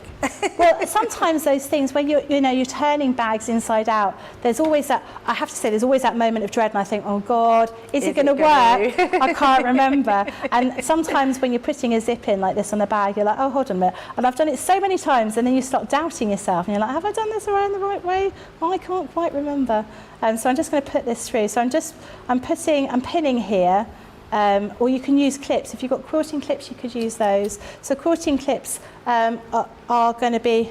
I just see. Are the people singing Zips on a Roll? Are they really? Zips on a Roll. No. Is that the new one? Should we sing dear. that? Zips on a roll, zips on a roll, zips on a roll, zips on a roll, zips on a roll. Woo! Oh dear. Why not? Why not? We could do that. Exactly. My granddaughters are apparently singing along. Oh, bless them. And how old are your granddaughters? So Ava, hi Ava, she's 3, and hi Ruby, she's 7. Oh. Yeah, so they're with Al already. They're at home. They're at our home, and we've got them for the weekend. So oh, that's nice. And what have you got planned with them this weekend? Well, we was going to go to the trampoline place tomorrow, but to be honest, it's going to be I just terribly think hot. it's going to be too hot. Yeah, I think so. So maybe swimming, maybe to the park. I don't know. I think we're just going to play it by ear and see how hot it is, I think, more than anything else. It's going to be a warm one this weekend. In fact, lots of people have been telling us exactly some of their temperatures, which are quite hot, which is unbelievable. So we've got 32 degrees in the Netherlands, wow. 32 degrees in London, 33 tomorrow apparently in London. Good thing I'm not you're at home. not going home, Yeah. Becky. But there's lots of talk about, Sandy is saying she absolutely loves this show. She's learnt so much, and it's reinforced her memory of what she knew, which is amazing. Well, that's great. Yeah, people are saying they love me because I've started the song. They love the song. Of course, we've got to have a sing-song, haven't we? I love it. So many people wanted that sing-song. Yeah, it's just, we've got Mary Pat saying that she's excited to play with her builder blocks. Her initial goal was to be collecting them all, and she said, and now it's time to play. Oh, God, which is amazing. I think that's, you know, I could not keep my hands off them. I have to say, when I first got them, so I got quite a few when I first started, so I could play around with them. I couldn't, honestly, I had them all out. I had them all out, my craft room was a mess, everything was in the wrong place, because they were just so exciting. There were so many different things. Aren't they? Yeah, really good. Look, I'm just sewing that one together. I think it's like anything, like we say in the paper craft industry as well, you know, these tools make us look like true professionals. So we bring out these items, even in soft craft, that also make us look like professionals. To cut out those shapes, like you said, would be near enough impossible. Yeah. And you would take so much time to be able to do that. It's amazing. Look at that. This is coming along amazingly well. So we're doing, I have actually done it round the wrong way. You've what, sorry? I've done it round the wrong way. No, you haven't. Don't admit it. Don't admit it. Well, because when I finish it off, you're going to go, oh, what a lovely outside of the Becky, bag. you knew that was going to happen And how lovely today. inside you've done this beautiful. Do you know what? I'm just going to Can we it call off it the Australian bag? we're going to pop it over here. I'm just going to peel that off while it's still hot. No one's seen, Becky. No one has seen it. Shh. Looks amazing. Look at that. Oh, that's now we're going to beautiful. do the other side in exactly the same way. So this is your outer piece of your fabric, not the lining. We're just going to wing it. But you're going to see that's basically how it's going to look. So I'm going to carry on and see if I can try and finish it before we've got to the end of the show. What a great little bag, though. Let's not worry about that. So I'm just going to give it another press. And what I would want to do, if I had more time, is I would want to obviously I would want to stitch this all together, which is a good thing that I didn't do because I'm not able to adapt it into a different bag, which I'm doing now. But I'd also want to top stitch around here just to finish that off so it looks nice. And then it also keeps all of the lining out of the way. So something that I hate is sometimes when you have a bag and then the lining gets caught in the zip and you're there trying to move it. If you do that, you don't have to worry. Oh, that's good. So that's good nice tip. and easy to do. So we're going to carry on with this in the wrong way. Just get rid of these other bits of my tree.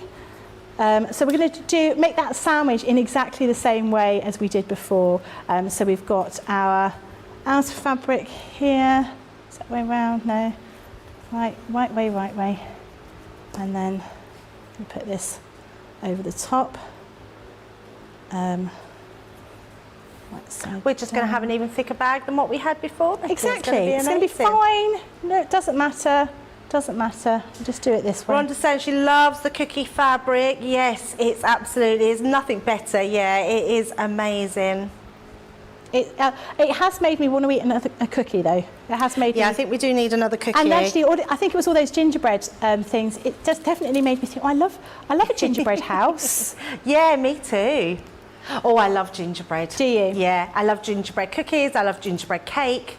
Yeah, anything ginger. Do you make a gingerbread house at Christmas time? You know, you can get those little packs, can't you? Yes, that's it. Yeah, I've never made one from scratch, but No. yes, the packs of them we used to get every year. Me and my daughter Kyra used to do them, and you get the little tubes of icing that you can decorate them all with and stick them together. Yeah, amazing. Well, I used to do those with my kids, and then I'd leave them there, you know, sticking sweets on and icing on, and then you'd come back and they'd be like, what have you been doing? And they're like, what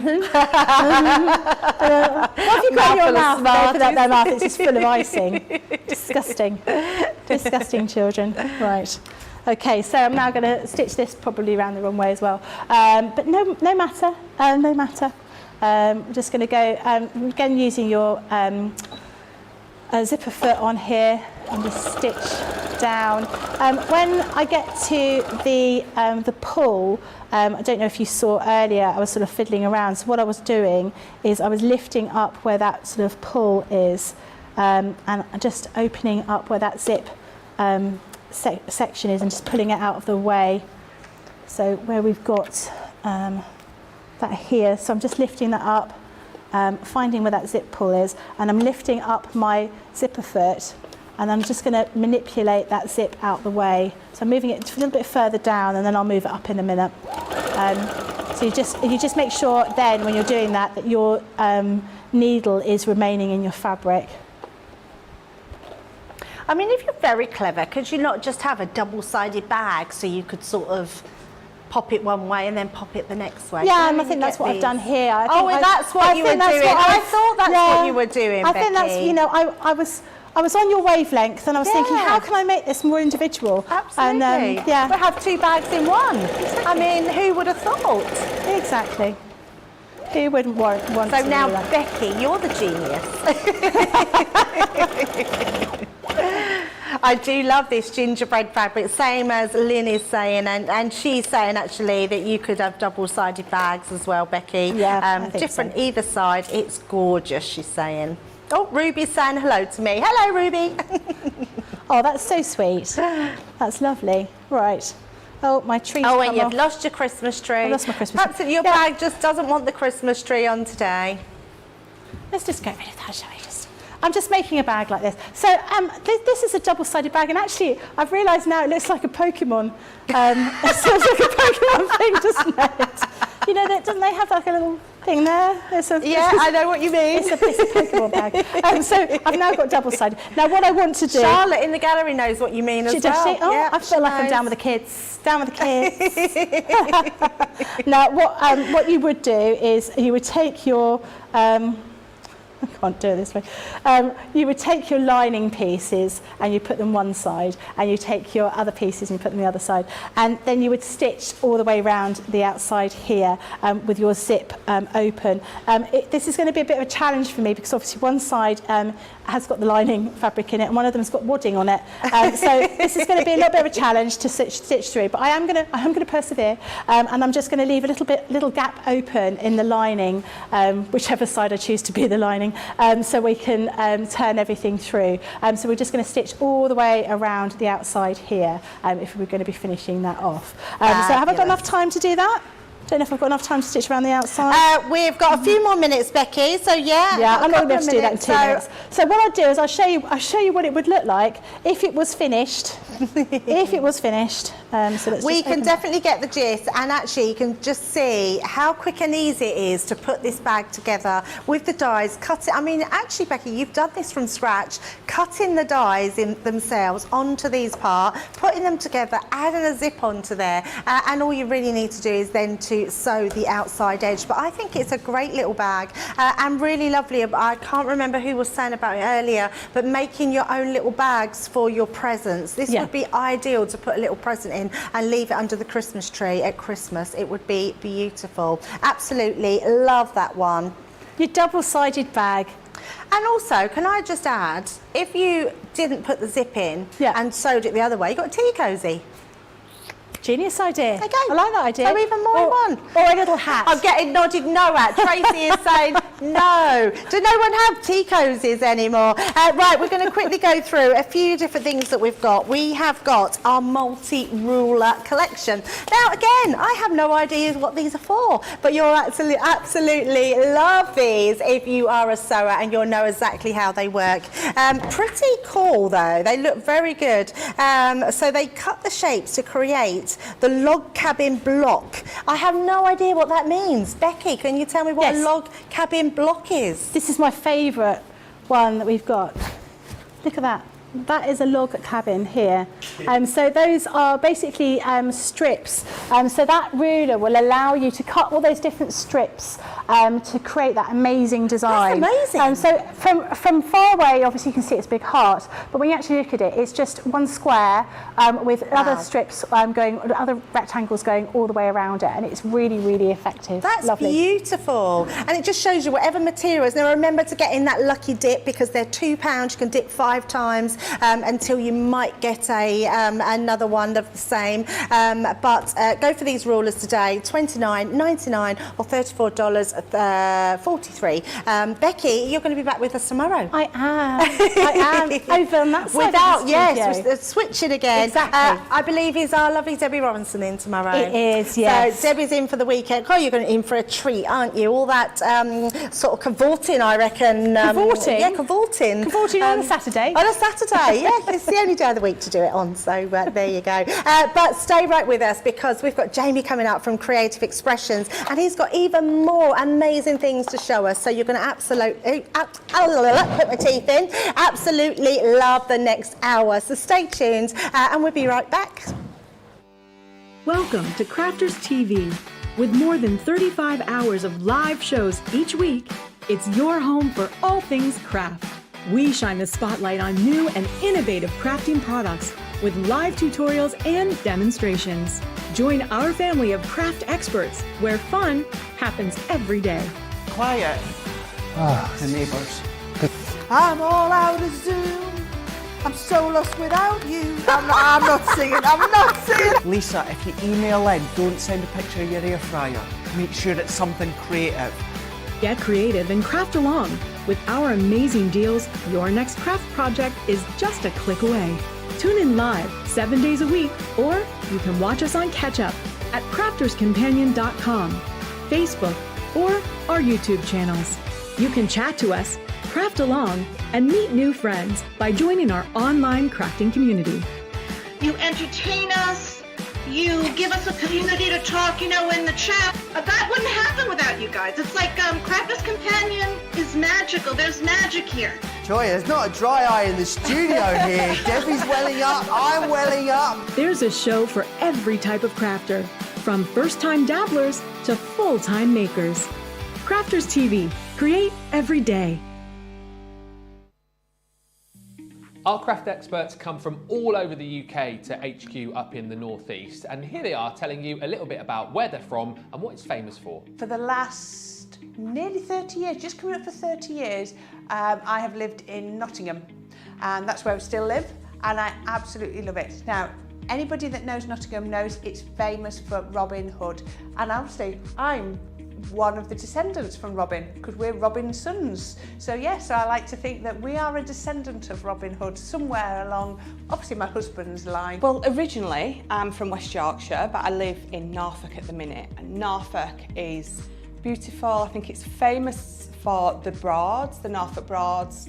It is a beautiful holiday destination, and we moved there to be nearer to my mother and father-in-law, and I just don't regret it. It's the most amazing place in the world. So I live in Yorkshire. I'm actually based in Sheffield, which is one of the cities in Yorkshire, and I'm born and bred, absolutely. And the thing that it's most famous for, which if people aren't aware, is that we're known as the Steel City. So lots of steel industry in the past, creating Sheffield steel, of course, stainless steel. Some of them are still working. There are some of the foundries still down in the city centre, but I live right on the very outskirts, and I'm very lucky that I live in a rural part of the area. It's lovely and green, countryside, little picturesque village, and I wouldn't change it for the world.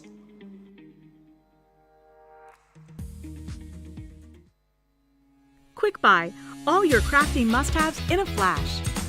Achieve crisp, precise, and perfect die cutting results every time with the Gemini Accessories Plastic Shim. The idea behind the plastic shim is that it creates a thicker plate combination, offering an even more precise die cutting result with each pass. Simply pop a plastic shim between your cutting plates and then roll through your Gemini die cutting machine, and voila! An amazing precise cut every time. Plastic shims work really well with detailed or thin metal dies. So if intricate cutting is your thing, then the Gemini Accessories Plastic Shim is your best friend. Quick Buy, get yours now.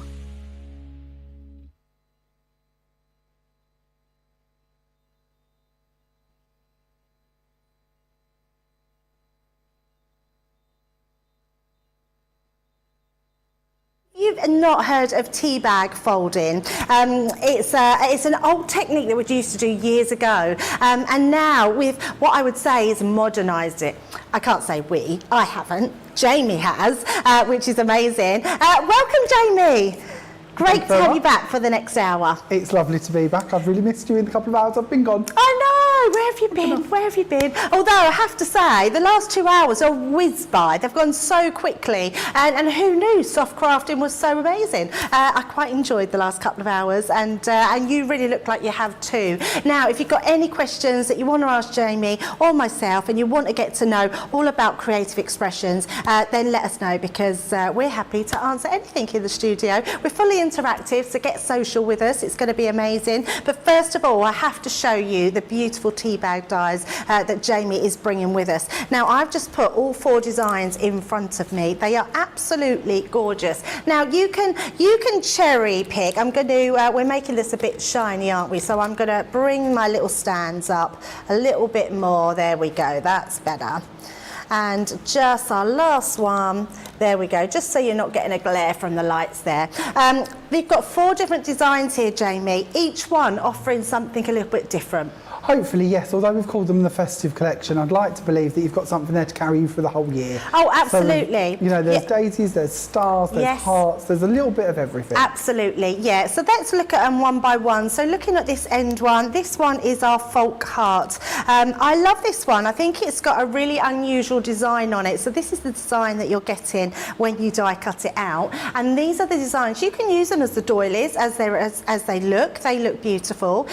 Use them to ornate any of your projects, but actually when you start using them to create those tea bag folding, and can I say, we have had a huge stock of these and we're already down to 30%. They're amazing. So you are absolutely loving them out there, and it's because you can see those beautiful designs.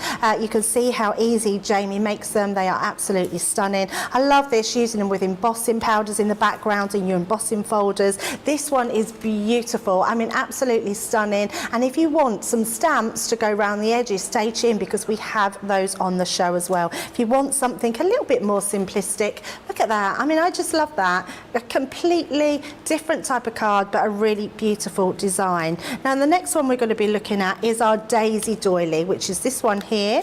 Let me find my little... Now, this is the one, so where Jamie was saying that he's got a really good collection. Yes, it could be that snowflake, that sort of daisy snowflake, but actually that is definitely an all year round one, isn't it? To me, I'd like to think it's down to the colours you put with them. You know, yes. Depending on how you jazz them up, how much bling you add to them, is really going to lend itself to which season you need it to. Yeah, absolutely. I think this is my favourite design. I absolutely love it. I think it's so beautiful. It's a lovely size, this one, a really beautiful shape. I just adore this card. I think that is absolutely beautiful. I keep putting them upside down. The stamps around the edges, I just think really elevate it, don't they? Just make them look so special. Oh, thank you. That's very nice of you to say. That is the idea, is to give you them sort of areas. It's very easy to do the bit in the middle. Sometimes it can be a bit daunting to work out what's going to fill in the other areas. That's where the stamps really come into their own, as well as having them matching parts to go with your dies. Yeah, absolutely, which are amazing. Now, this one is your jewelled doily. So another beautiful design. In fact, they're all beautiful designs. And for me, if you don't know which one to go for because you're cherry picking, just go for your whole collection today, which is $62.99 or $110.99. Look at that. I mean, absolutely stunning. The level of depth that you're getting with these dies is absolutely insane. And I love the fact that you can make them look so different. This one is beautiful, and I would say quite a masculine card. But actually, then when we turn it to this one, which is my absolute favourite card, this is just the card of the day. I absolutely think this is stunning. I love all those different colours. How someone has gone round and actually stamped all those different colours on there. Are you that brave, are you? No, I mean, you'd have to mask all of those off, or go in with a little ink pad and stamp all them Not down. even the actual making it. I'm never that brave with that many colours in one go. But I think it works. True. It works. It's brilliant. amazing. I absolutely love it. Absolutely beautiful. And then we've got our last one. Oh, so we're just being told, so apologies, but if you want to go for this one individual, there's only 6 left of those ones. So, oh, there should be 6. Sorry, they're not 6 left. Yes, it's fine. I've got them underneath. It's all right. Jamie's correcting me because we've only got 4 in front of me and I've got another 2 to show you, so it's okay. Starburst, the next one. I've got this thing, Jamie, where I always flick things across the counter. I've never done it on this side, so actually... You did it very well. Yeah, it was very good. I think there was quite a sense of, I don't want to say poshness, because there really wasn't, was there? But I do love this one. I think this is a beautiful design. Jamie demoed this in the wake-up call this morning, so if you want to see that one, go back and have a look at that. I love the fact that you can make these beautiful decorations out of them, which are amazing. Jamie, we haven't got the tree behind you now, Jamie, but Jamie has got some snowflakes on the tree and they look incredible. Lots of different things. I love this one. I was saying about a winter wedding, Jamie was saying a baby card. I think it all works with those, but the dimension you're getting in these is honestly incredible, beautiful designs. Use those stamps in conjunction, use different cards, use those sprays. So the actual sprays we've got on the show look amazing to do your papers out of. If you like your messy crafting, you're really going to love those misters because they are incredible. And then get really creative by creating totally different things as well, which are absolutely beautiful. Right, now the 2 I want to show you as well, which are just underneath. These ones are our smaller dies, and actually, Jamie, I think these are quite unique. They're probably the things that in the industry we miss out on because we create all these bigger doily dies but forget that we can layer up smaller ones. Absolutely. So the ones we're going to look at are mini ones that are perfect for actually layering up. So these are the same shapes as the original dies. They're also the same proportions as such, or designs, as the lacy ones we just looked at. So as Debbie mentioned, you can stack them in the middle, or if you're into your smaller cards, I think that's cards, perfect. like that, you can just add these on instead. You don't have to layer them if you don't want to. Our US viewers will love these because they like those smaller cards. Exactly. And I think this is a great way to be able to use them and put them on that smaller one. What I also love about them is that Jamie made a card similar to this in the earlier show. And I love this. So if you want to create a big card, you can just add that element in there, which looks so beautiful. And then I have to say, we've got this little snowman. So I'm going to bring this one in, who's just adorable. I think it's lovely. Who did you say made this, Jamie? This one's made by Christine and it's done with the oval set. So Christine, you are a genius because I think that's very, very clever and such a lovely little snowman. Now this one is made with that oval set, which is a great design to have. A great set of little nesting ovals, if you like, as well as actually being able to create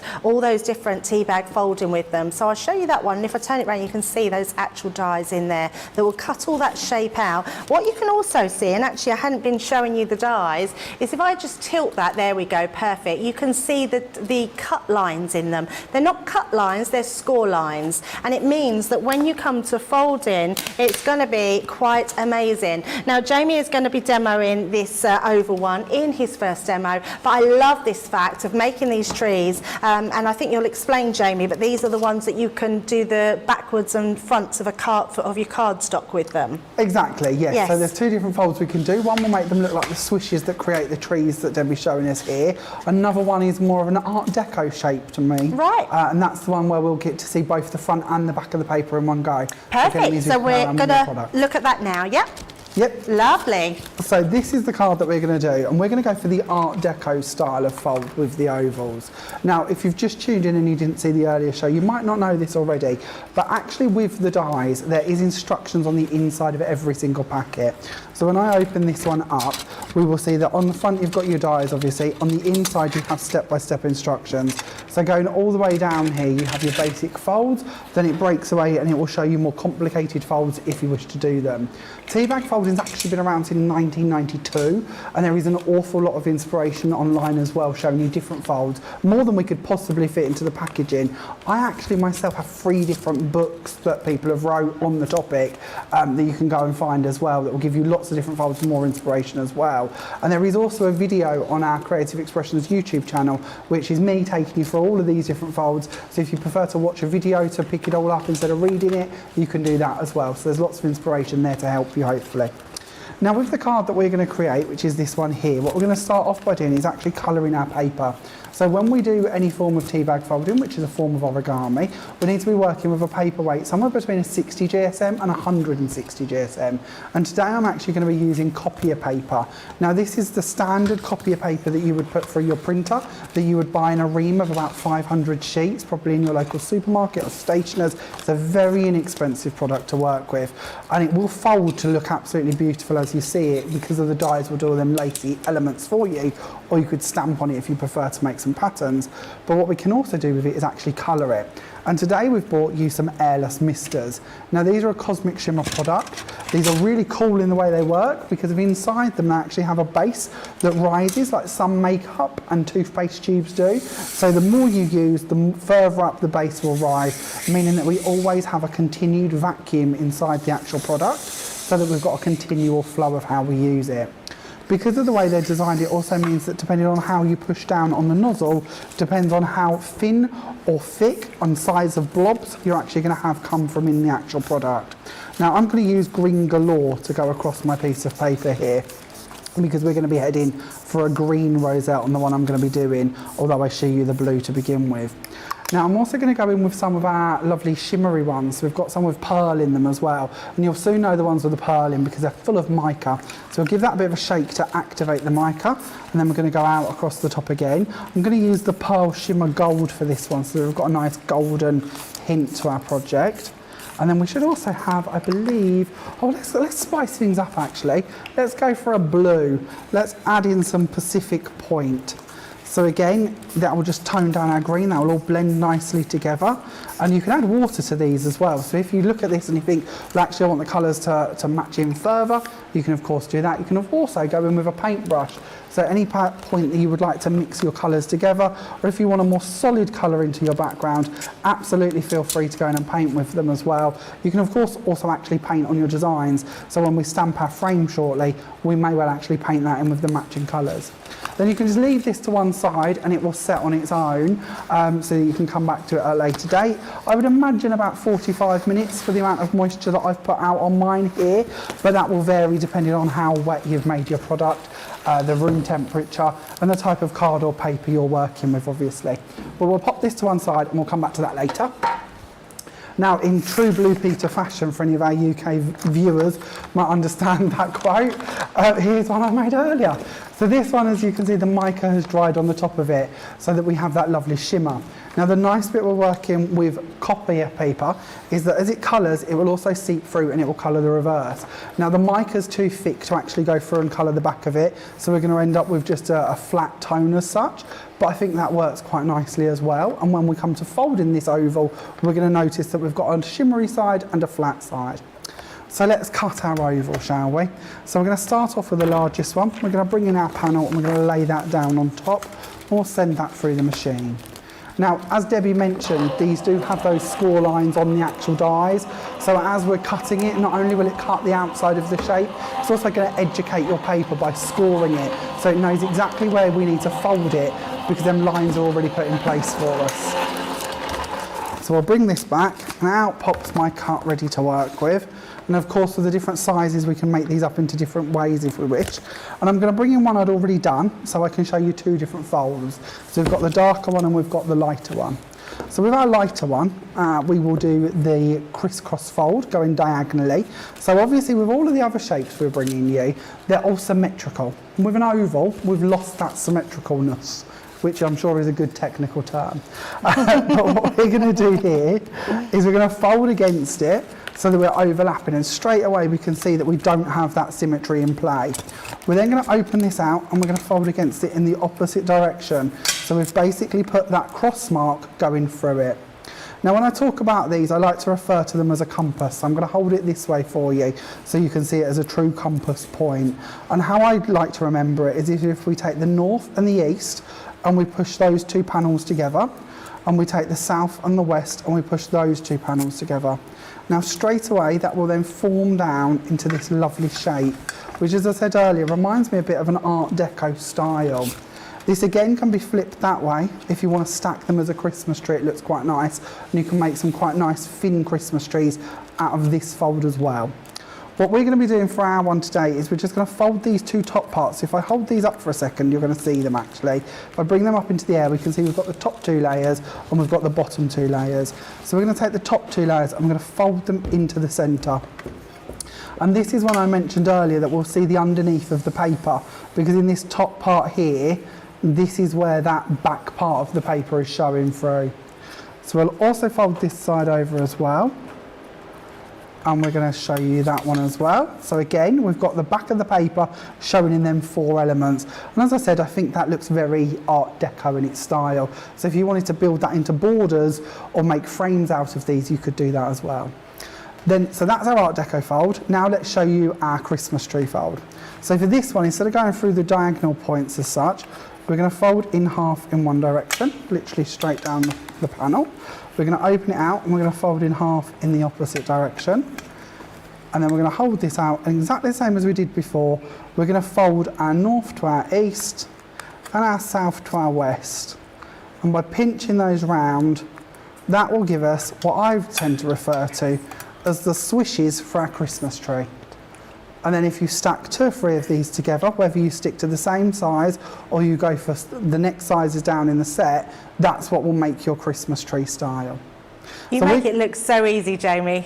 I promise you, it really is. Yeah. And once you've done a couple of them, you will just do it straight off pat. Yeah. So honestly, when I'm at home, like when we were making the baubles for the Christmas tree, just sat and watched telly doing them. Yeah. Because if you'll just find your way and you'll just sit there doing it. You don't even have to look at them half the time. It's sort of just, because of the paper's educated from the score lines, you can feel very easily where to go. Yeah. So I promise you, it becomes very simple. Well, even I think if you're waffling a day, you're it's complicated. teaching well, Jamie, because 50% of the stock has now gone, so that's really crept up. So if you want these, make sure you grab them and get them in your baskets or out of your baskets and get through to checkout. So you're absolutely loving them, and I do think, Jamie, you are such an amazing teacher.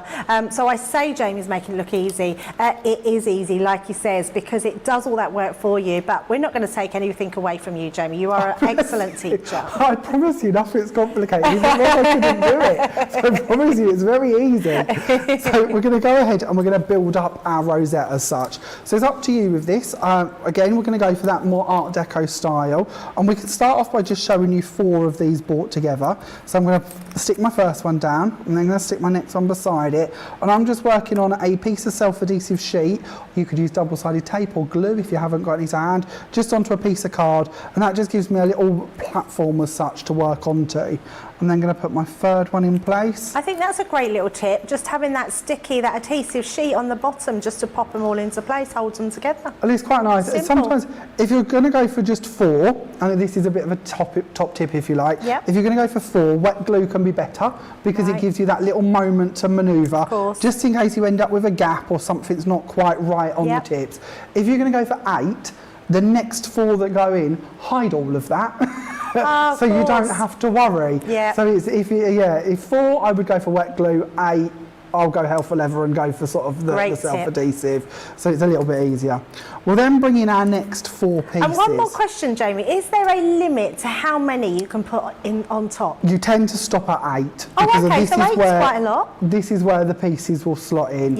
If you wanted to, like we're using the largest oval at this point, you could do another 4 or another 8 out of the next size down oval. Right. And then, especially with the oval, you get all 3 sizes in one pack. So again, you could do another 4 or 8 on the top. So you could, in theory, have 3 sets of 8. If you want to really build this up and sort of bring it out as Which more is of a how dome. you can do the decorations. Well, actually, they're just done with a set of 8, and then they're stuck back to back.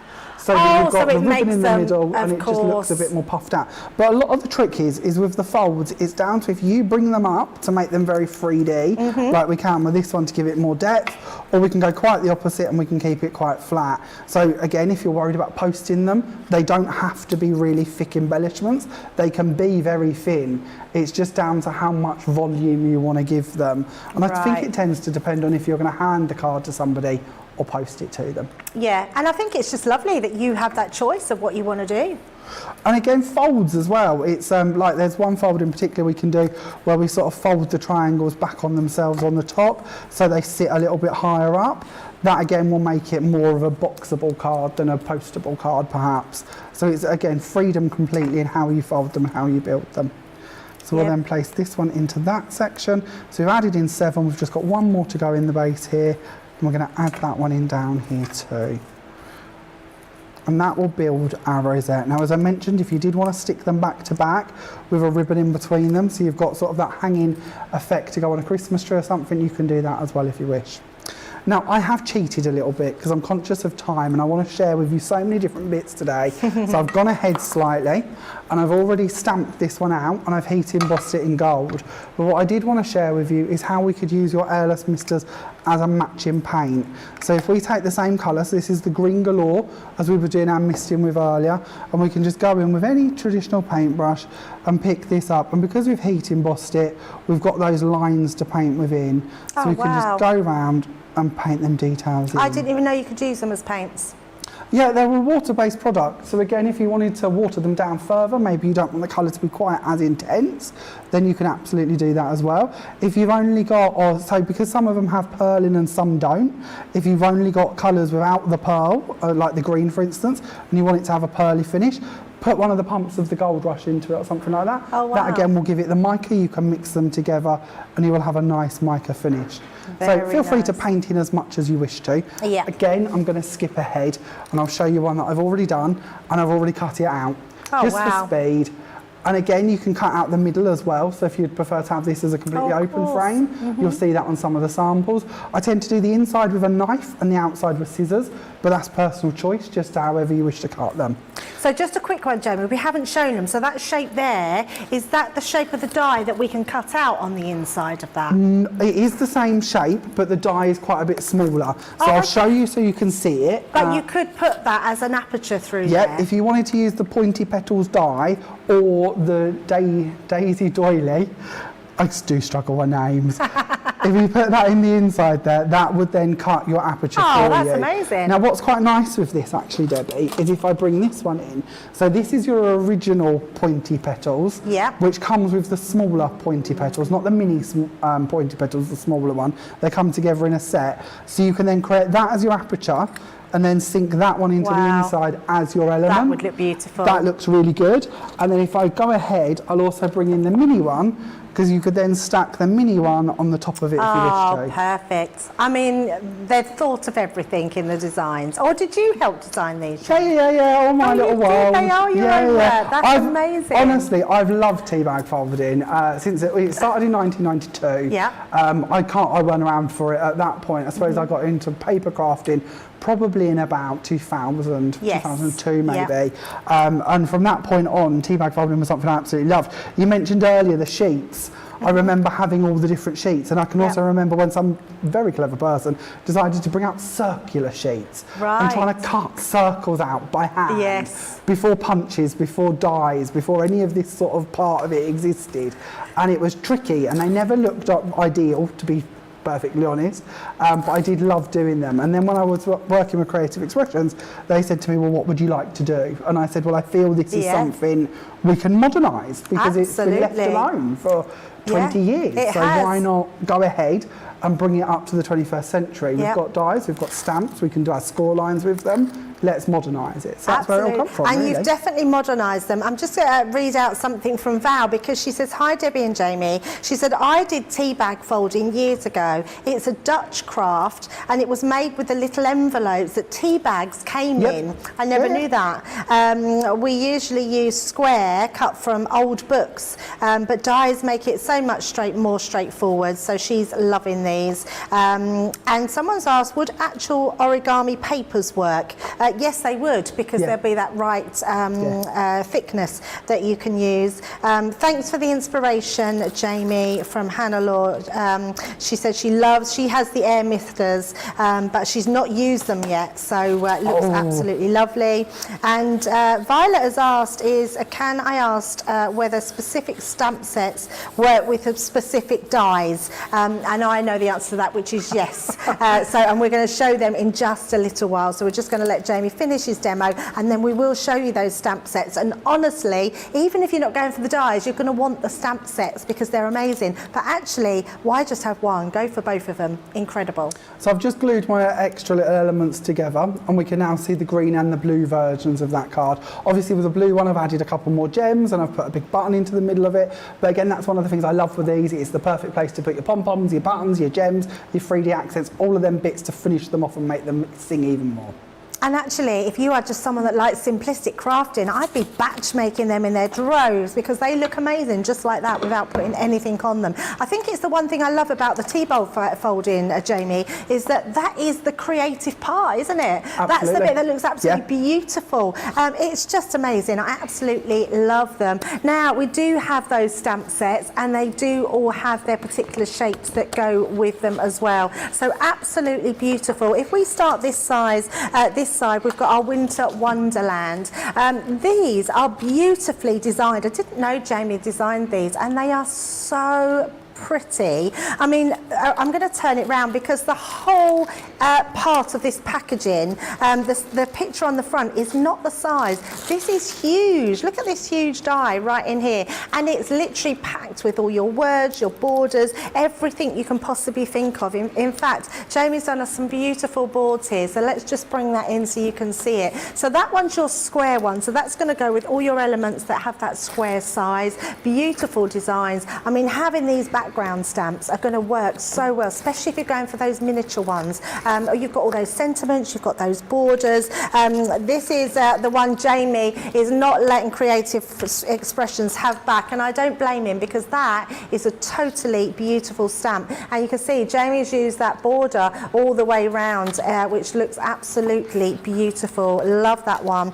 Doing it in different sizes, just like this. But what I also love is if you are just a stamper out there, I say just a stamper, I mean it's a lot more than stamping, you can just use these stamps to stamp beautiful Christmas cards. Really contemporary feel they've got for these ones, Jamie, especially the square design. I think they've got that real classy contemporary feel about them. Right, our next one we're going to look at is our Festive Flourish. Now remember, you can go for these individual, but the best buy is in the whole collection. $45.99 today or $63.99. I'm going to show you those ones in that board because they are stunning. So another design, this is the one Jamie just used in the last demo. I love it because you can colour these both in, colour that doily, colour around the edges, you've got all those sentiments as well. Absolutely beautiful, and just some lovely designs again. Beautiful cards that Jamie and his team do. This one is gorgeous, you know how I love my colour, and that one is just so up my street, but love this one as well. And even though Jamie's put these into bigger cards, you can also use them in different ways. Use them on smaller cards, but also for your packaging. Look at that. I mean, who would not want to have a parcel decorated like that? That is outstanding and absolutely beautiful. And you can see all those misters have been used on that one, which is another gorgeous design. So our next one is the swirly Christmas. This one has got that beautiful hexagon shape, all those sentiments again. Beautiful. I love the swirl on this side, swirly trees all around that design. Another gorgeous one to use. Like I say, you don't need to choose. You can go for the whole collection today. £36.79 if you're platinum. I mean, that's amazing and quite a ridiculous price for these. Brand new to you today. Just showing you those in stamp form as well. And then the last one we've got, which is the Frosty Wreath. Another beautiful one. Probably my favourite because I do love a circle. I think a circle just has a really happy feel about it, but I also love the actual Merry Christmas going round there, the snowflake. 50% of this one's gone as well, so get in there quick and shop ahead with all the products that Jamie's got in the show today. Amazing. And just a little quick few samples showing you that. At least I love this one. It's like a little shabby chic, but absolutely beautiful designs. We're going to have a quick break now and just have a look what's ahead in store. So go ahead, check out those baskets and we'll be right back. We've had to make some changes to our shipping charges and we want to keep you informed. With continued pressure on domestic shipments around mainland US, we've had to temporarily increase the cost of our regular 6 to 10 working day standard shipping service from $9.99 to $12.95 and our free shipping threshold from $100 to $125. We also have some really great news to tell you. We've introduced a brand new shipping service called Express Delivery. This is a fully tracked door-to-door service which takes 3 to 7 working days and costs $19.95. This option means you'll get your crafty goodies in your hands sooner, meaning less waiting and more crafting. We're also upgrading delivery services for our Gold and Platinum Club Inspire members who will now receive priority delivery on all of their orders. And if that wasn't enough, we've upgraded these orders to our new Express 3 to 7 day service. Your patience and understanding throughout this very busy time has been amazing. So we'd just like to say a huge thank you, and we look forward to chatting to you again very soon.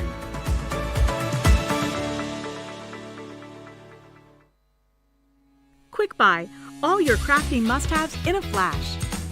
Achieve crisp, precise, and perfect die cutting results every time with the Gemini Accessories plastic shim. The idea behind the plastic shim is that it creates a thicker plate combination, offering an even more precise die cutting result with each pass. Simply pop a plastic shim between your cutting plates and then roll through your Gemini die cutting machine and voila! An amazing precise cut every time. Plastic shims work really well with detailed or thin metal dies.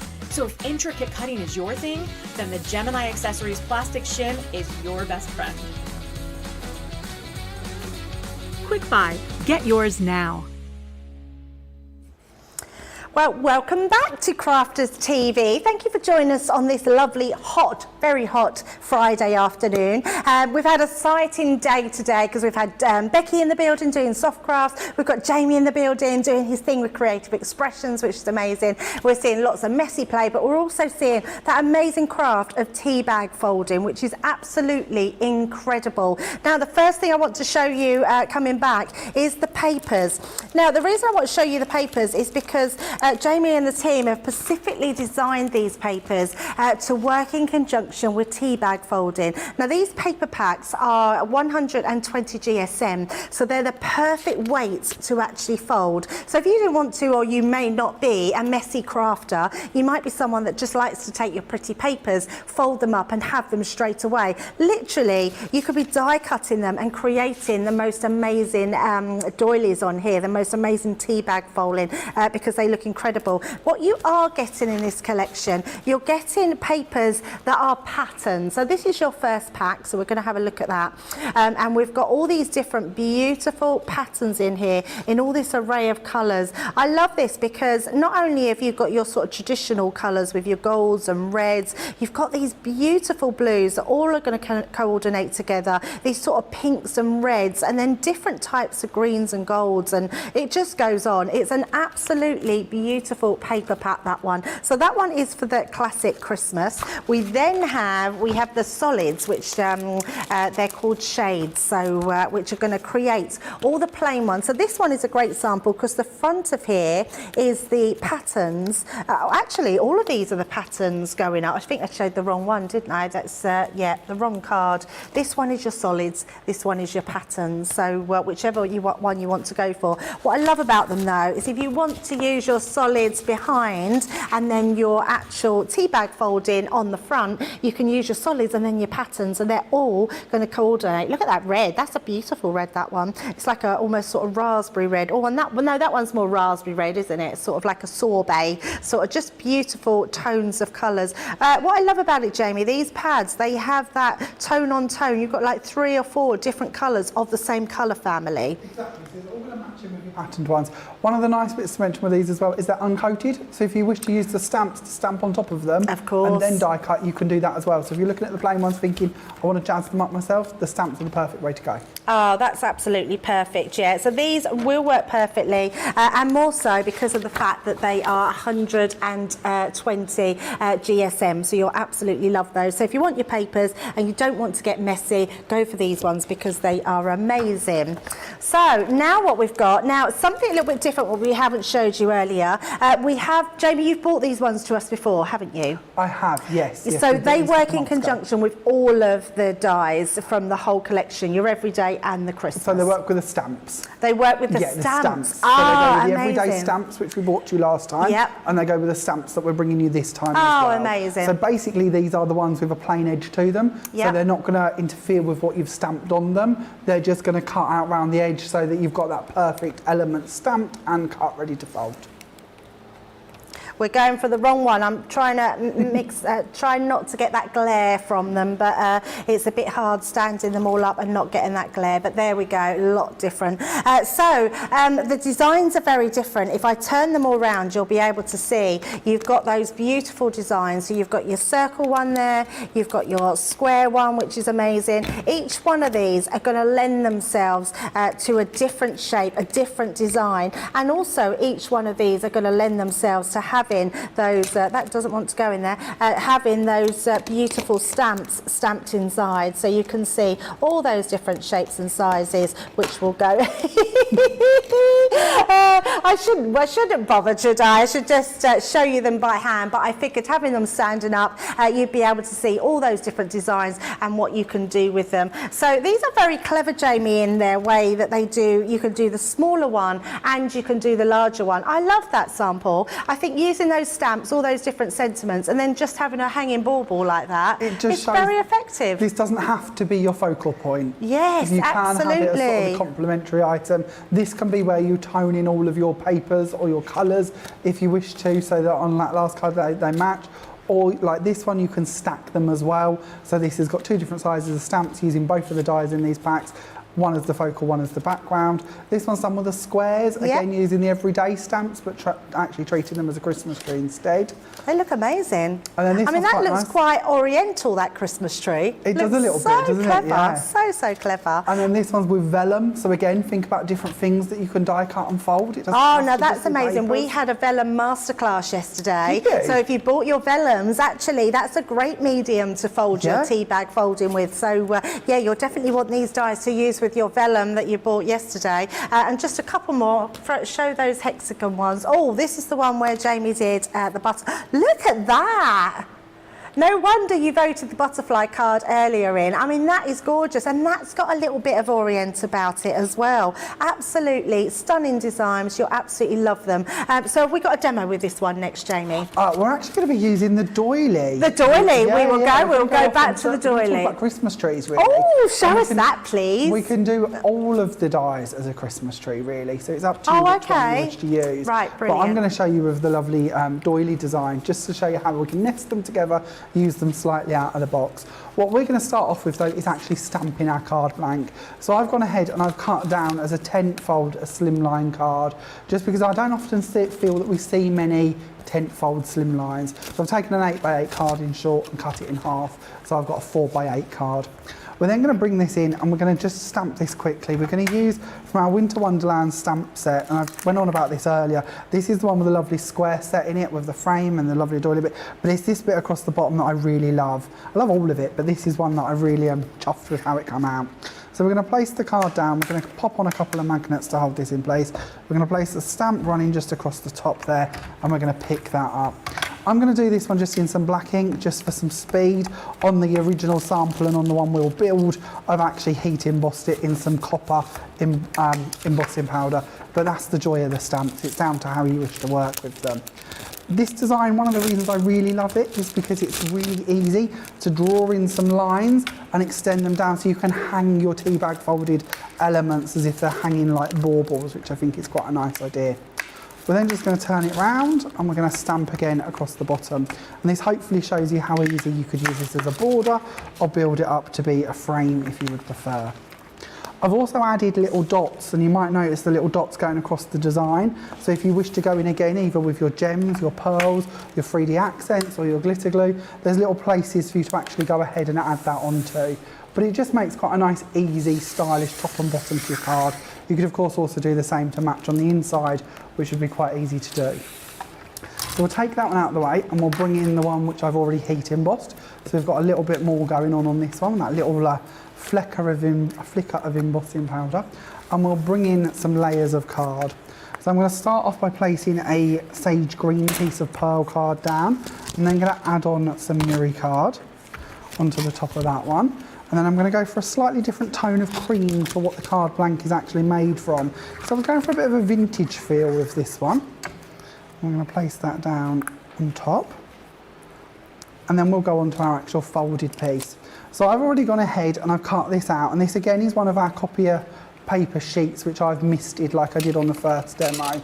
So what I'm going to do with this one, exactly the same again, is we're going to fold this in half, going straight the way through the middle. We're going to use our bone folder to burnish that down.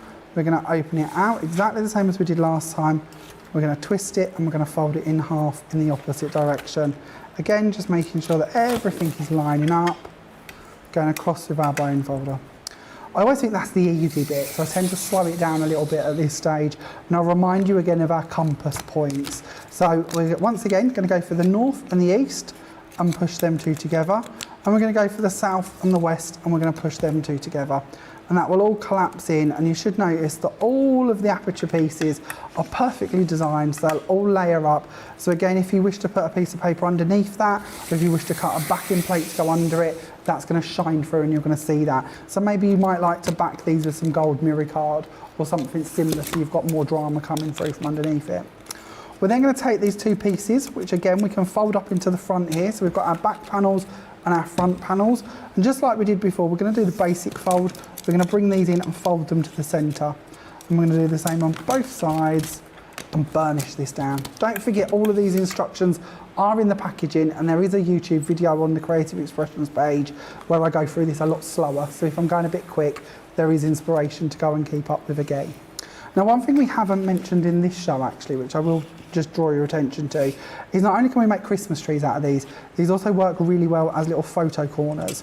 So maybe you're a scrapbooker like I am and you don't like to put glue on your certificates or your photos or anything else you're going to put into your albums, or you just want to have really decorative photo corners for your cards, for your layers.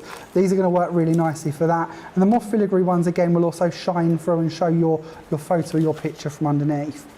The butterflies that Debbie was looking at on that card a moment ago, they're really easily achieved just by nesting two sets of two together. So if we bring these two in and place them there, and then nest another set of two together and put them on this side, and then put a body in the middle, you can easily create a butterfly with them. But we're also, this time, we're going to go for our Christmas tree. So we're going to add some glue onto the top one here. We're just going to add the glue on the reverse. We're going to start our tree around about here. So we've got enough room at the top for a star. We're then going to go in for our next layer, and again I tend to do this with wet glue just so I can move it in if I need to. We're going to lift that up slightly and we're going to nest the next one in underneath. And then we're going to do the same for our third one. And again, your tree could be as big or as short as you wish for it to be. You can add in as many layers as you want it to have. And then I'm going to bring in just a piece of gold Miri card, and I'm going to place that in underneath as the trunk of the tree. And then on the top here, we're going to add a little star to finish it off. And that again is as simple as that to actually make your Christmas tree card. You could add a sentiment if you wish to. And on the finished version here, you're going to notice in the actual circles, I've gone ahead and I've sunk in little gems as well, which match in with the ones that I've put on the top here. So if you want to add more to them, you absolutely can do. And that completes that little demo. That's amazing and so simple to do. Nothing's complicated. Do you know what I love about it though, Jamie? You're right, is because it doesn't matter what one you use from any of the collection, you're going to just get a different frill on your Christmas tree, aren't you? Exactly, so there isn't a right or a wrong with this, just play around with all the different ones, see what tree you prefer, but yeah, absolutely play. Yeah, absolutely. Such an amazing deal, that one. So those ones are our festive tea bag folding dies, and you're getting them for £62.99 today, or £110.99, or £50.39 if you are a platinum member. So great deal on those ones, which is incredible. Now, we haven't really had a chance to really look at the airless misters. If you haven't seen them before, definitely research them on YouTube. Do you have your own Facebook page, channel, or anything like that, Jamie? I do, yes. Yeah. Also, let everyone know what you got. Jamie Rodgers Crafts is the easiest way to find me. I'm awkward. I've got a D in my Rodgers, so it's Jamie Rodgers Crafts. But if you search for that on Facebook, Instagram, I'm new to Instagram, I don't know what I'm doing, bear with me please. And YouTube, you'll find me, and there's lots of videos and inspiration on all of them. Including, fabulous. actually, it's good you mentioned this, all of the samples you see today are all photographed on my Facebook page in an album. Amazing. So if you want to go and have a closer look, or if you've got any questions, just comment on the photo you want to know more about, and I'll do my best to answer it for you. Oh wow! Right, let's get Jamie's following figures right up there. Go over now and join Jamie on his Facebook page, because honestly, the inspiration is amazing. And you've been doing YouTube videos for years, Jamie, haven't you? I have. That's how I actually got the job. To be honest, Oh, and got okay. to come on the TV. Yeah. I never would have put myself forward for this role. But Yeah, me neither. I never would have. Never ever. I never thought I could do this. But no, it was Sue Wilson who actually seen one of my videos and said, "Will you come and do it for us?" Oh on the telly?" wow! And that's where it started about 3 years ago. Oh, amazing. Yeah. That is amazing. Oh, and we're really happy to have you up here. So yeah, go on to all those platforms and have a look, and you will find all that inspiration for them, especially the Airless Misters, because these are quite new to me and I don't really know a lot to do with them. I'm really intrigued that you can paint with them as well, which are amazing. So this one is our Copper Blaze, our Green Galore, and our Amber Lights. Absolutely beautiful. Just a lovely array of colours there. £5.50 or $8.25. Now remember, if you go for 5 of these, you can get them for 4. So that's all you're doing. So we've got sets there. These are all the different colours that we have. These ones are our Lavender Rain, our Golden Sage, and our Poppy Parade. And you can see, I mean, they really are just, they give you such an elegant background, which I love. These ones are beautiful. You've got your shimmers on here, your Flirty Pink, I love the name of that one, Flirty Pink, Shimmering Gold, and your Pacific Point. I think that's probably my favourite 3 combination there. I just think they're beautiful colours. I take it you can mix the colours as well, Jamie? Oh, absolutely, yeah. So when we sprayed them out onto the paper, we mixed a couple of shades. Absolutely, feel free to. Beautiful. Mix as much or as little as you want to. And what I love about them is you can spray them in all different directions, can't you? Yeah, so, you can even stamp with them as well. So if you wish to spray them out, use like a smoothie or an ink applicator and then take the ink onto your stamp. Amazing. You can stamp with them too. Oh, They're also very good for mixing into things like texture paste to make your own colours of texture paste. That's They work amazing. well like that. Yeah, Oh, that's just brilliant. look at it as an ingredient to add into all the things you've already got and just see what you create. But yeah, very fun product to play with. So basically just go and have a really good play with them. It's going to be amazing. So our last 3 here are our Pine Green, our Blue Horizon, and our Gold Rush. So you just choose the ones that you like. For today you're getting them 5 for 4 or £5.50 or $8.25. So quite amazing. So beautiful designs, beautiful things that you can do with them, and lots of tutorials out there to set you on your way. Right, next, shall we have a recap on our dies? So let's bring these in. So our first one here, this one is our Starburst. I'm sure I keep looking to see if it's wrote on the back because I keep turning it round, but this is our Starburst. Really pretty design. This is the one I would say is quite Christmassy, but also because it's stars, I think it's a really good celebration one as well. You know, you're passing your driving test, your graduation, all those sort of things. The sort of, what's the name for them? But your 40s, your 50s, your round number birthdays. Do they have a name? Like the milestone birthday. Your milestones, that's what I'm it. thinking Yes, of. your I think that milestones. works well for that one as well, like a celebration. Yeah, really beautiful design. I also think if you was to make these, even in the summer, I think they'd add nice garden decorations. Like if you're having a garden party and that, I think they're just beautiful, especially a celebration one. I absolutely love this card. I think it's just perfectly putive, just absolutely lovely. And it's this one is just, it could be for any occasion. Love that one. Just show you one more of that one, which is absolutely beautiful. And then we're going to go on to our next one, which is our jewelled doily. So bringing that one in.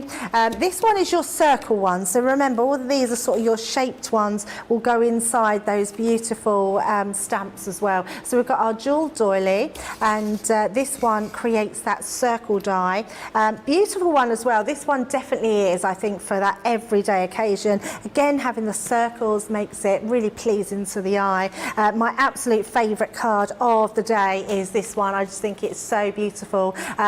Just the colours just scream cheerful card, which is absolutely gorgeous. And then on the contrast, this one is quite a darker card, but looks so stunningly beautiful. And then one more there, absolutely lovely.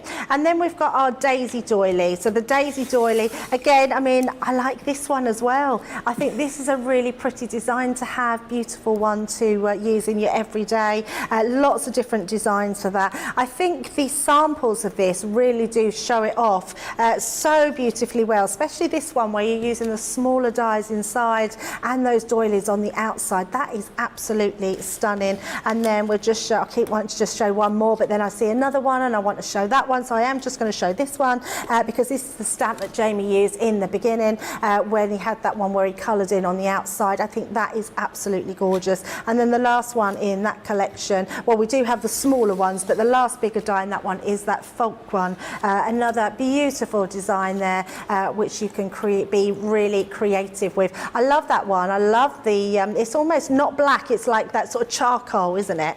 Colour, just looks amazing. Absolutely stunning. So today, all of those dies, 6 sets of dies, so you are getting those smaller, just bring those ones in as well. They are the oval ones and those little mini dies as well, so you are getting all of those in the collection, 6 sets for £62.99 or £110.99. Right, shall we do a squeeze? Have we got time to squeeze in another demo? Yeah, let's give it a go. Let's give it a go, Jamie. Yeah? Let's give it a go. We're going to make something a bit more random because all day we've been talking about how we can make rosettes with these and build them out to make butterflies and trees and things. We can also make 3D projects with them. So this is the one that we're going to make, and this is just a bit of a project idea for you, really. Now, when we talk about the dies, we're actually going to be using our lovely mini pointy petals design. We're going to then use the 2 from the original packaging. So those 2 come together, that one comes in with the minis, and we're going to need all 3 of these to make the project. So we're going to pop these off to one side and we're going to bring in one that I've already cut out of a piece of card. Now, although I keep telling you about the weights and how we need them to be quite thin to fold, if we're going to make 3D projects with them, the dies will actually cut cardstock. So if you wish to cut card, there's no reason why you can't. All I'm going to do is I'm going to trim down into my design down one of the score lines, and then I'm going to pick up the first panel and fold it back and work my whole way all the way around the actual rosette as such, or the panel, just folding back and forth. And you can do this a little bit neater when you're at home, but just fold them back all the way so we're left down to the one part. Right, Jamie, sorry, we're just going to quickly stop you there. So Jamie just paused because it's hearing Jamie say in my ear. Can we quickly interrupt Jamie? So real apologies, we will get to there. We just need to get the card of the show done and the card of the day. I was forgetting about that. So we've got our number 1. Let's do this one. Did we just have the 2 designs, Jamie, or did we have a third? There was a third. Oh, there is 2. So number 1 was this one, and number 2 was this one. And then let's bring that in. Thank you very much. So we'll wait on those 2. So number 1 or number 2 for those ones. So get your votes in for those, so then we can get on with the card of the day. Sorry, Jamie, carry on. No, you're fine, not a problem at all. So I've done exactly the same twice. So I've got 2 of these panels together. I'm then going to bring in some glue, and I'm just going to glue these together. So we can literally overlap them if we need to. Let's go that way, actually. And we're going to place that one onto the end here. We're then going to squidge that one round. Actually, let's load some glue onto here. I shouldn't try and build trees at speed. It's never advisable. And then we're going to glue that one down as well. Now, what we're going to do here is we've built up, as you can see, quite a rigid piece. Now, I started off when I was playing around with this idea just as using that part and then actually building into the middle of it, which you can do. But if you cut these and make these out of a few different sizes, which I already have, we can then build them in and actually make our tree. So for the base of our tree, which is a bit random, I've taken a pencil, which is fine, but I've got a pencil, and we're going to take 2 pieces of mount board and then a piece of chipboard or grey board, and I'm going to glue the 2 pieces of mount board together with the hole in the middle ready. And I'm going to place the pencil going up through the middle of this, and it doesn't have to be too precise at this stage. We're then going to bring in a glue gun, and we're going to place some glue gun glue across the base of this. And we're going to place this down onto here. And then that way we have our pencil standing ready to take on the building of our tree. So the pencil is now supported through the mount board and onto the chipboard. At this point, we can start bringing in these panels that we've already built. So I'm going to use 2 of these to build up my tree. So I'm going to take this and I'm going to make sure that the glue is nice and dry before I start forcing them down on top of the pencil. But we're going to start feeding these down all the way to the base. We're then going to take our next one and we're going to feed that one down, slightly offsetting them. And if you need to, if you find that they start to move, then you're more than welcome to put some glue underneath them. We're then going to take on our next size and we're going to feed that one down. And we just simply keep building up, adding in as many or as little as you want to. Now, one thing we haven't mentioned today is our angel policy. Our angel policy for creative expressions is really easy to work with. It's completely open to you to create as much or as little as you wish to, and you can then sell your projects as long as they're handmade. And the angel policy is on the website. Lovely, that's brilliant. Right, just really quickly, we are going to grab Becky's, even though it's not been voted in. Jamie did win, but we're going to put Becky's in as well, just because she didn't have one from her earlier show that she didn't finish. So 1, 2 or 3 for the vote of the day. So it just makes it a little bit fair on Becky, but Jamie gets his 2 projects in here. So we've got 1, 2 and 3. Get voting, because we've literally got minutes. Sorry to interrupt, Jamie. No, you're absolutely fine. All I've done then is just added a little star onto the top here and a few gold gems to decorate around it. I've also used my airless misters, which I won't do for time, but if you notice this one's got more of a pearly finish to it, and that's just by glitzing over the top with some of the airless misters in the gold rush and the copper blaze colour, just to give it a bit of a shimmer.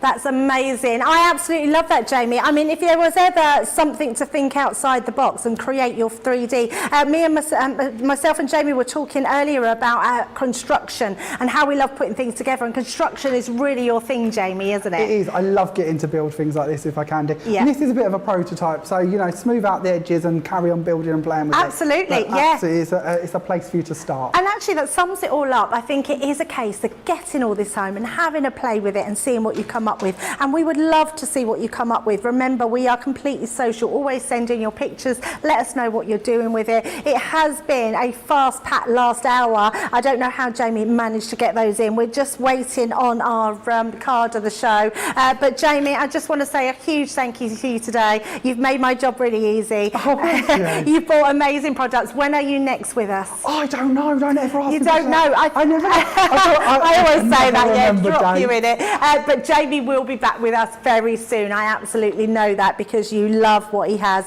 We love having him here, and it's really lovely. So Jamie, have a lovely weekend. Safe travels home, and thank you so much for today.